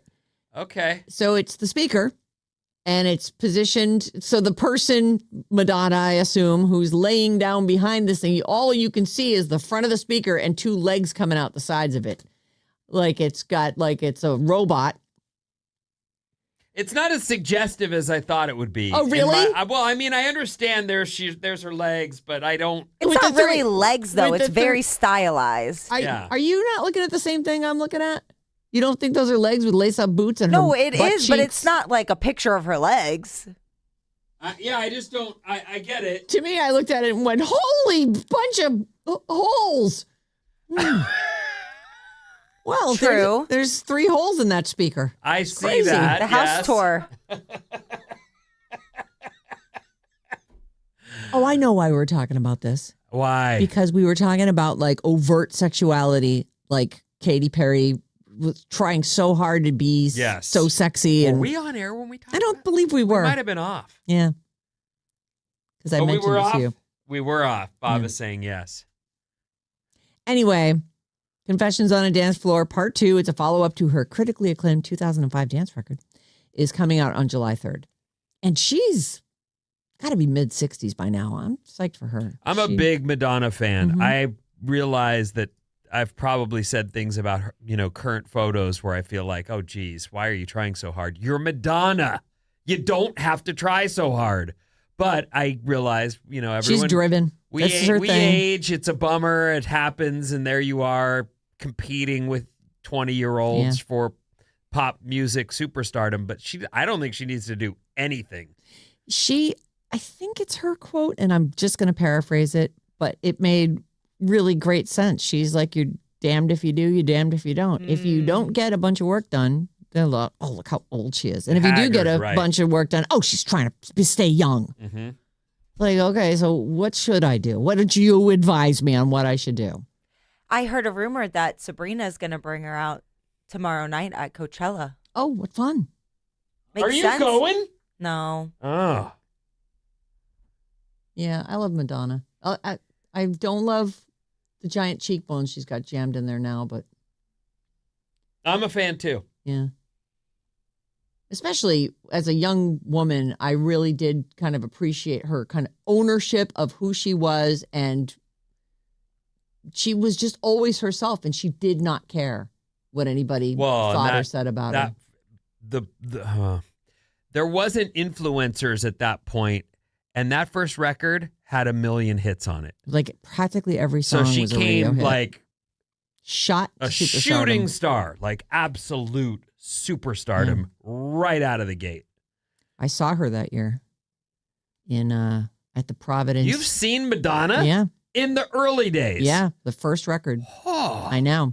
really? Yeah. And it's funny because I liked her. I thought she was fine. I didn't know what I was going to get, but it was like the big production, the big glitzy lights, dancers, the whole thing. I was like, oh, this is amazing. I do remember thinking, I think she's lip syncing. You thought that then? I did. I have a story. I'm going to move to the next thing. Just that story, the entirety of it is Confessions on a Dance Floor Part 2 is coming out July 3rd. It's a new Madonna album. Her debut album had Lucky Star, Burnin' Up, Holiday, Borderline. Like, it's ridiculous. Is Crazy for You on that one? Hold on. They don't That even might be list them later. all. I thought that was on the soundtrack. Yes. To the movie. Desperately Seeking No. Susan. That was it was a movie about wrestling, actually. Oh, that movie was really? I don't know if it was on this. It was in that movie. I think it was on the soundtrack. A Vision Quest. Yeah. Oh. Sorry. I'm just excited. Anyway, this album is stacked. Yeah. Cindy Lou Who, also known as Taylor Momsen. Oh, all right. She played Cindy Lou Who when she was just a little girl in the live action, which is a Jim Carrey movie, How the Grinch Stole Christmas. Mm-hmm. She is a star in her own right of stage and screen. She's been, is she a Gossip Girl or a Pretty Little Liar? Gossip Girl. Okay. She's done some other stuff too. But she, and she was Cindy Lou Who, so that's where she got started. But she's in a band called The Pretty Reckless. Mm-hmm. And for a long time she has been. Oh, yeah. She is touring with AC/DC. And so they're down under right now. I think there's only like one guy left in AC/DC. It's Angus. Is Brian Johnson even performing with them anymore? I think Brian Johnson is back performing with them. But Malcolm, who died, he's passed away, and I don't think the drummer is original. The drummer got like arrested for trying to have his wife killed or something. Yes. Anyway, she's touring with AC/DC, and apparently this is not the first time that she's gotten into some trouble on an AC/DC tour. She was touring with them in Spain in 2024, and she was bitten by a bat. I remember that. It was crazy. It like clutched onto her leg. Clatched Right on there. Yes. It's like a clutching latch. But you know how the kids like to squish everything together. She was bitten. So this is 2 years ago. And now she just got bitten by a venomous spider. Did it clatch her? It didn't clatch. It just got her. It bit her. And it's terrible. So she got bit by a venomous spider in Mexico. She shared a video of herself being treated by doctors and joked that she wants to know when her superpowers will kick in, because of course you do. But they gave her a couple shots so that she could continue to perform. And live, you mean? Yes. To stay alive. But not have her whole legs, whatever anti-swelling. I don't know if she would have died. She says, it wouldn't be an AC/DC tour if I didn't get bit. A massive spider decided to take a chunk out of me, and its venom did a number on my system. So I had to have the wonderful doctors in Mexico come and deliver quite the shot before the last show. How old is Taylor Momsen? I'm going to say she's 31. 30. I know. Oh, you do? 32. You were right there. I feel like I would have guessed a lot older. Oh. Just because it seems like she's been in the Pretty Reckless forever. The only reason that I think I came anywhere near is I thought to myself, well, she was a little girl in When the Grinch Stole Christmas. When did that come out? 2000. That's exactly the year I thought. All right. The band's been together since 2009. Yeah. Yeah, she was really young in that band. That's true. She was also like a fashion model too. I think That's what at this one says. point. American singer, songwriter, guitarist, model, and former actress. Mm. Fronting the band The Pretty Reckless. So I've got so now it's been a week since she was bitten and had to get the massive shot, and Okay. now she's hospitalized. Oh no! Yeah, come take a look. It's heinous. So picture your leg. Actually, there might be a longer shot of the leg. There's the bite down by her ankle. Why is the ice on her head then? Maybe she's got a headache from it, or maybe she's going, "Oh, holy crap!" Hang on, I think there's a picture of the full length of her leg. Let me see if I can find it. Of course I can't. Okay, so and I just turned my computer off. Well, luckily I'm done here. I have a story for you. Okay, It's go about a ahead. spider bite. It's not about Slayer, but there's a guy in a band that I love. The lead guitar player was bit by a spider. Now, he had some drink problems and there was some other stuff, but this guy ended up not being able to play guitar anymore because of a spider bite. He got that Oh my God. necrosis. Oh yeah, the one where it's like the flesh eating thing. It like absolutely destroyed his ability to play guitar, and so the band like had to hire someone else, hoping he'd get better. And of course, not being home and not doing what you do didn't go well for him. But spider bites, whenever I see my girls go crazy over spiders, I think, you guys, that thing is, you weigh all your weight is how much more you weigh than that thing. Just, what is this? Yeah, don't freak out. But then you hear something like that and you go, oh my God, Taylor Momsen's going to lose her leg? no, she's not. She'll be fine. I thought that's, you just, didn't you say that? I said gonna lose a leg? she went back in 1 week later to And- get some follow-up treatment because And, it hasn't and the gone leg down. might No, have to be I taken didn't- off I at the didn't knee. say that. I No. thought you did. I said, take a look. I've got a full-length shot. Ah, And then I turned my computer off because, I'm awesome at computers. right. What's coming up in the news? I'll get to that person who thought, well, I have a fast car. Oh. I should be allowed to drive it, right? Mhm. After these.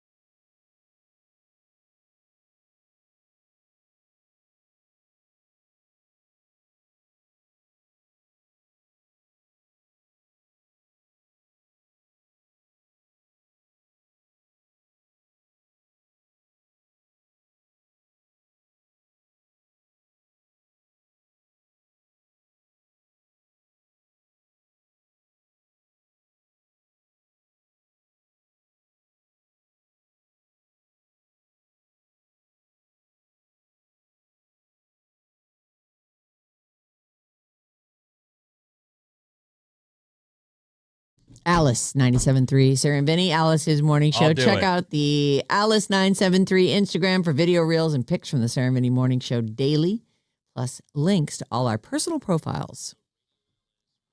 How can I help you? I think you know. I make very simple requests. That's what you're gonna leave it there. All right. Yes. Fine. What's up, everyone? This House Report is brought to you by the Saturday Morning Special. If you want more of us, don't listen to the 9 o'clock hour, especially the 9:30 block. Get a little bit less of us this hour. But you can listen all day Saturday. Yes, the Saturday Morning Special is back. Not all day, but during the morning hours. You get the best of the week each Saturday from 6 a.m. to 10 a.m. It's the Saturday Morning Special. Meet you there. So I guess we'll be hearing the Battle of the Besties. That was fun. That was fun. That was super fun. It really Pat definitely wants to come back, and he did win. So It really reminds me of a time when radio had a little more chaotic reality. chaos is the word. And there's an adventure to that. Like, Yes. what's gonna happen? Who knows? It was super fun. It was great. All right. So the Warriors won last night, everyone. 126 to 121. So they live to Amazing. play another day. They're playing tomorrow. Go Warriors. Golden State versus Phoenix, 7 p.m. tip time. It's on Prime. That's where you find these games now. Yeah. As Maddie said, you could listen to it on 95.7 The Game. Shame. East I-80 closure this weekend, Friday night through Monday morning. If you're using eastbound I-80, you want to check into this. Yes. Because it's going to be a thing. Find an alternate route. Yep. Okay. So this story is a 25-year-old woman in Florida. She was pulled over after speeding in a residential area, doing 123 miles per hour. That's fast. That's super fast, dude. I don't think I have. In a residential area, you say? I don't think I've done that even on the freeway. Mhm. In fact, I think I wrote down in our old building. Do you remember the number I wrote?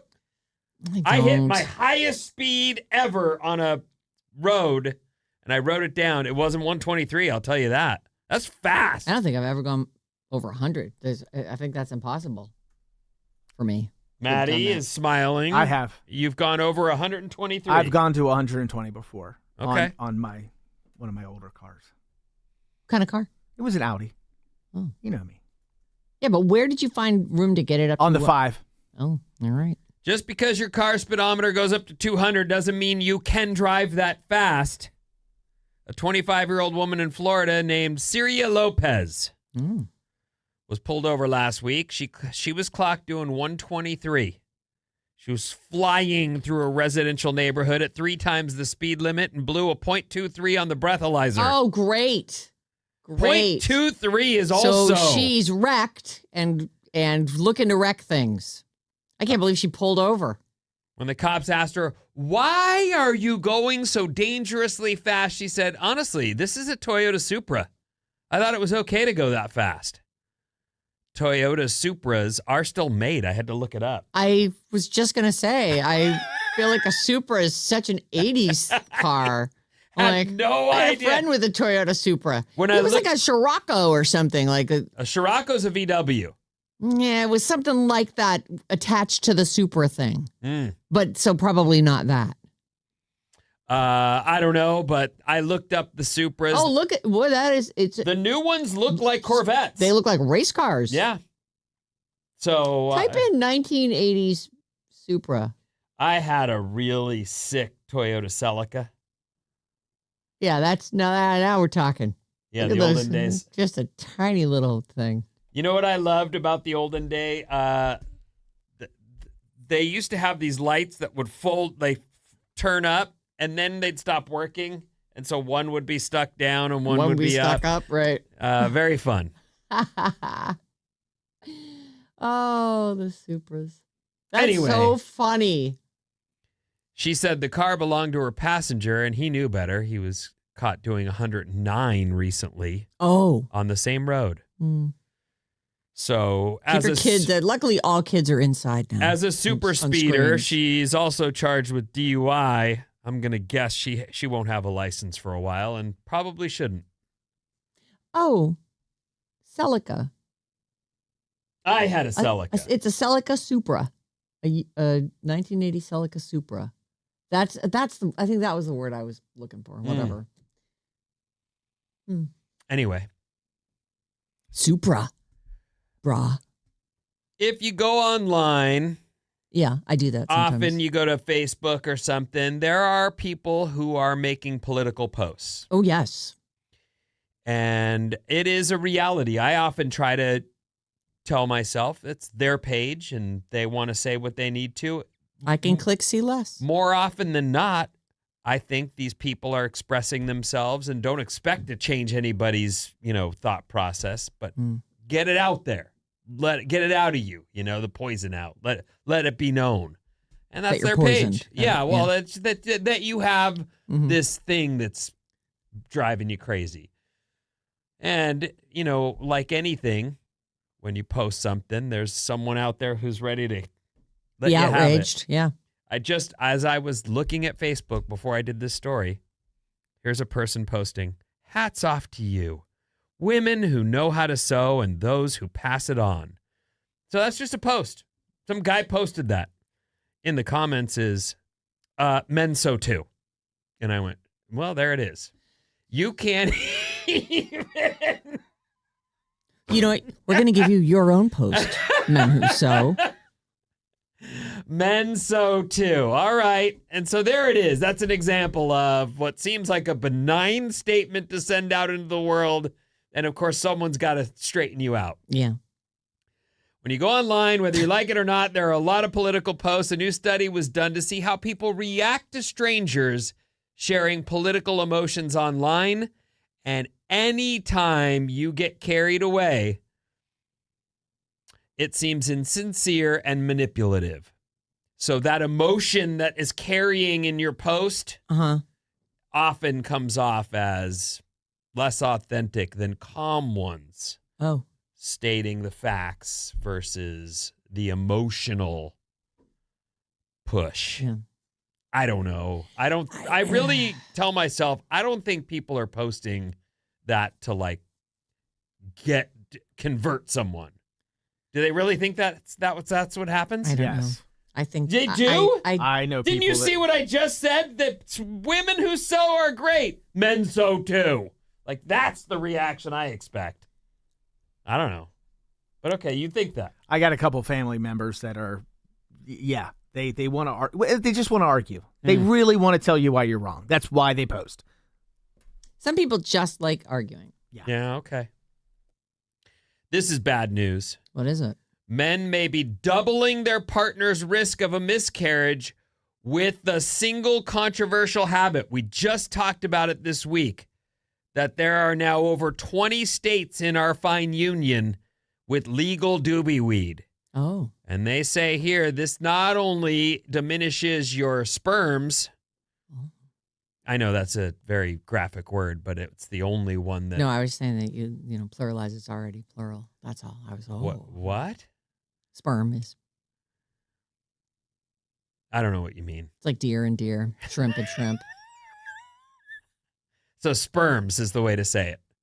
Yes. Let's just go with that. Exactly. And then they clutch onto the egg. Yep. They clutch the egg and then you fall pregnant. Thank you, Bob. Anyway, with the wave of legalization over the past 2 decades, it's gone hand in hand with a surge in cannabis use. And they say there's roughly 18 million Americans reported using it daily. Oh, wow. And they also say that this is causing issues among people trying to get pregnant. And in some cases, not only does it affect the sperm quality. You feel good about that? You got me straightened out? Yes, that was great. Well, but if it was possessive, you would say the sperms, single sperms quality. I just like saying things wrong so that you can, flex. Thank you. I do feel very muscular right now. But it can also affect you in the possibility of a miscarriage, which I hate to say this out loud for anyone who that happens too. I'm not saying you shouldn't tell your mate, knock it off while you're trying to get pregnant, but I also think that comes with it's an unfortunate side. It does happen. It does happen. We had it happen. I know others that have had it happen, and it is just a reality. Often it happens early on, which is how it happened for us. So, there wasn't quite that. We just try again. Yep. That's all. It's part of the process, unfortunately, for some. But well, don't they say that's one of the major reasons people wait till the first trimester is over before they go telling every single person that they're pregnant? Absolutely the reason. Also, if your partner is using doobie weed, this article's from the California Post. Not the New York Post, the California Post. There's a new version. Oh. Is it new? Yeah. Oh. Mm-hmm. I think we were asked to rep them. That does sound familiar. Weren't we? I think we were asked to do... I think we said yes. And it never came to be. Yeah. Anyway. Well, now here we are doing a story out of the California Post. Who knew that in this day and age there'd be a new news organization? A growing body of narrowing research it down. suggests a controversial, increasingly common habit in the United States may be quietly damaging men's sperm and doubling the partner's risk for a miscarriage. I feel like if you're planning on getting pregnant, so a few months of clean living is a good way to go just in general. There's a lot of environmental factors that can adversely affect a pregnancy. And why wouldn't you give a baby you were going to bring into the world the best possible chance? If you find yourself accidentally pregnant, now you're going to it's going to be whatever it's going to be. But I think in an ideal world, which we do not live in, you'd eliminate as many. Clean up your act. Clean up your act some. Right. 800-400-3697. That's our text number. And Maddie has a few of those for you. A couple texts. 415. Vin, in Florida, Georgia, and South Carolina, Highway Patrol use unmarked sports cars to trick people into speeding. Then they pull you over. I raced a Camaro with my Mustang GT, and we both got up to 120. He must have gotten a call because he flashed his lights and signaled for me to slow down, and then he sped off. Well, you got lucky. 408. Facebook postings show how far our education system has fallen. The ignorance is flabbergasting. And then a question from the 925. Is it the act of smoking in general, or is it the weed itself? Like it was an edible or a cream? Would that matter as well? I would say eliminate everything that you think could be a factor if you were actively trying to get pregnant. And I think a lot of people do. Yeah. Let's live pretty clean here. Cut out all the fun stuff. The garbage. And get pregnant. Right.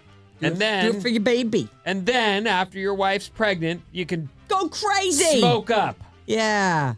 But don't smoke up around her. Probably the secondhand smoke is also not awesome. I don't know. Just to err on the side of safety, of caution.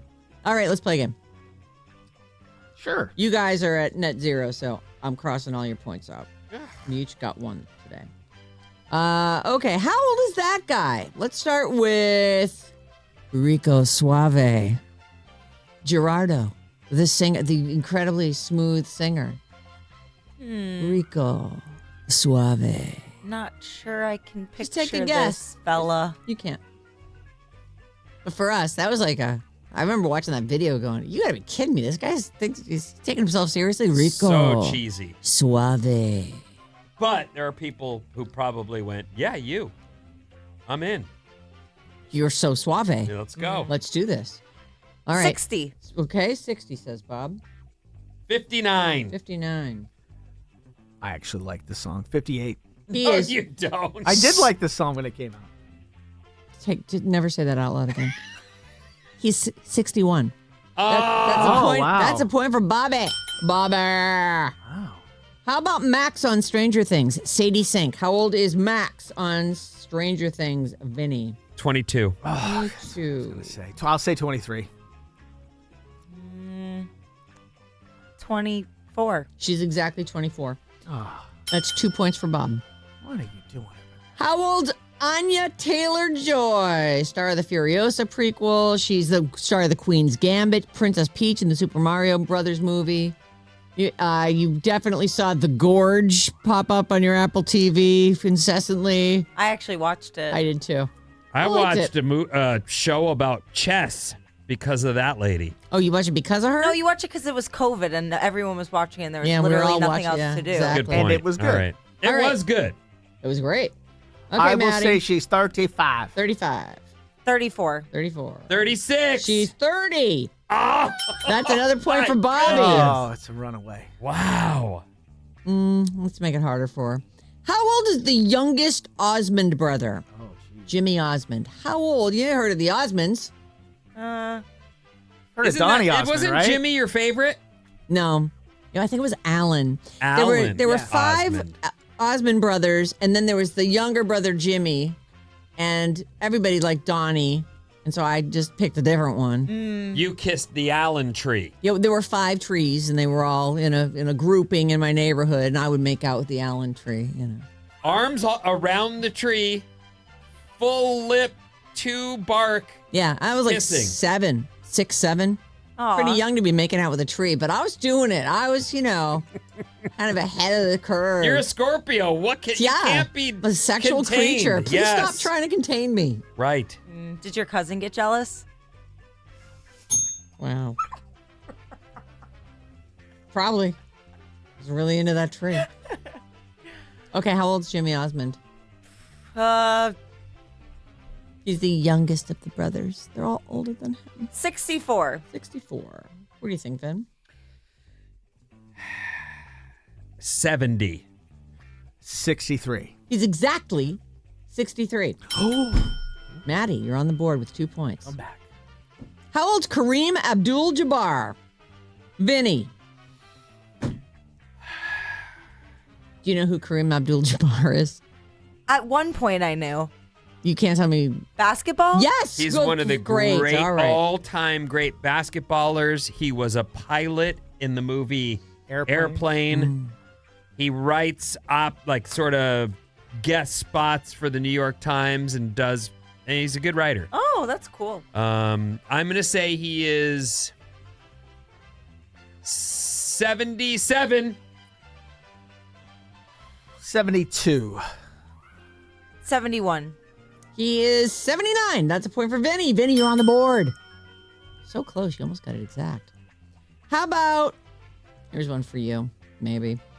You know Tim Allen's The Santa Claus? Yes. The little girl named Lucy? Yeah? I don't remember The her. daughter. And it doesn't stand out I don't know. at all. Her name's Liliana Mummy in real life. Might be Moomy. Her dad is actually Billy Moomy, the guy who played Will Robinson. Danger Will Robinson on the original Oh. Lost in Space. Liliana Mummy Moomy. How old is she? Liliana Mommy Moomy. Yep, Liliana How old Mummy is Moomy. Liliana Mommy Moomy. Mummy Moomy. Maddie. Oh, I've 40. 41. 43. She is 32. Ah. That is a point for Maddie. Okay, we're at 4 points for Bob, 3 points for Maddie, 1 point for Vinny. Tell me, how old is Claire Foy, Queen Elizabeth on The Crown, and Elizabeth Salander in The Girl in the Spider's Web? One of those She's really earlier pretty. versions. Oh, no, that was like a later movie, right? Because wasn't it Rooney Mara who Don't did have it? anybody. I don't know anything that you just said. Claire Foy. Oh, I think she was also the wife in the Stephen Hawking's biopic that starred Eddie Redmayne. No? Okay. 200. Amelia Clark? Her name is Claire Foy. Claire Foy. And Vinny said 200. I'll go 37. 38. She's 42. That's another point for Bob. And Bob has won the game. Good job, Bob. I figured you guys would know who Claire Foy is. No idea. None. What's my name? My name is Bob. Yeah, right. You know Rico Suave, but not Claire Foy, I guess. Rico Suave. I mean, I know, come it was so on. good. Yeah, Rico. I love It's like- that song. I was like, is this guy for Suave. reals? Jeans with a shirt off and some kind of satin bandana. Rico Yuck. Suave. All All right, goodbye. Guess what, you guys? What? The next time we talk to you, it's going to be Friday. I'm into it. Amen. Keep Let's it go here. to a meeting. We're going to love it. Oh my God, it's going to be so fun. Keep it here on Alice all day. We have your chance to win lots of Disneyland tickets. 12:05 and 5:05. Mason and Jane have the rest of today's code words. And we'll see you back here at 9:05 tomorrow for the last one of the week. And be here for the new 97 minutes commercial free weekdays at 4 with Jane. And we'll see you on Friday. Thank you.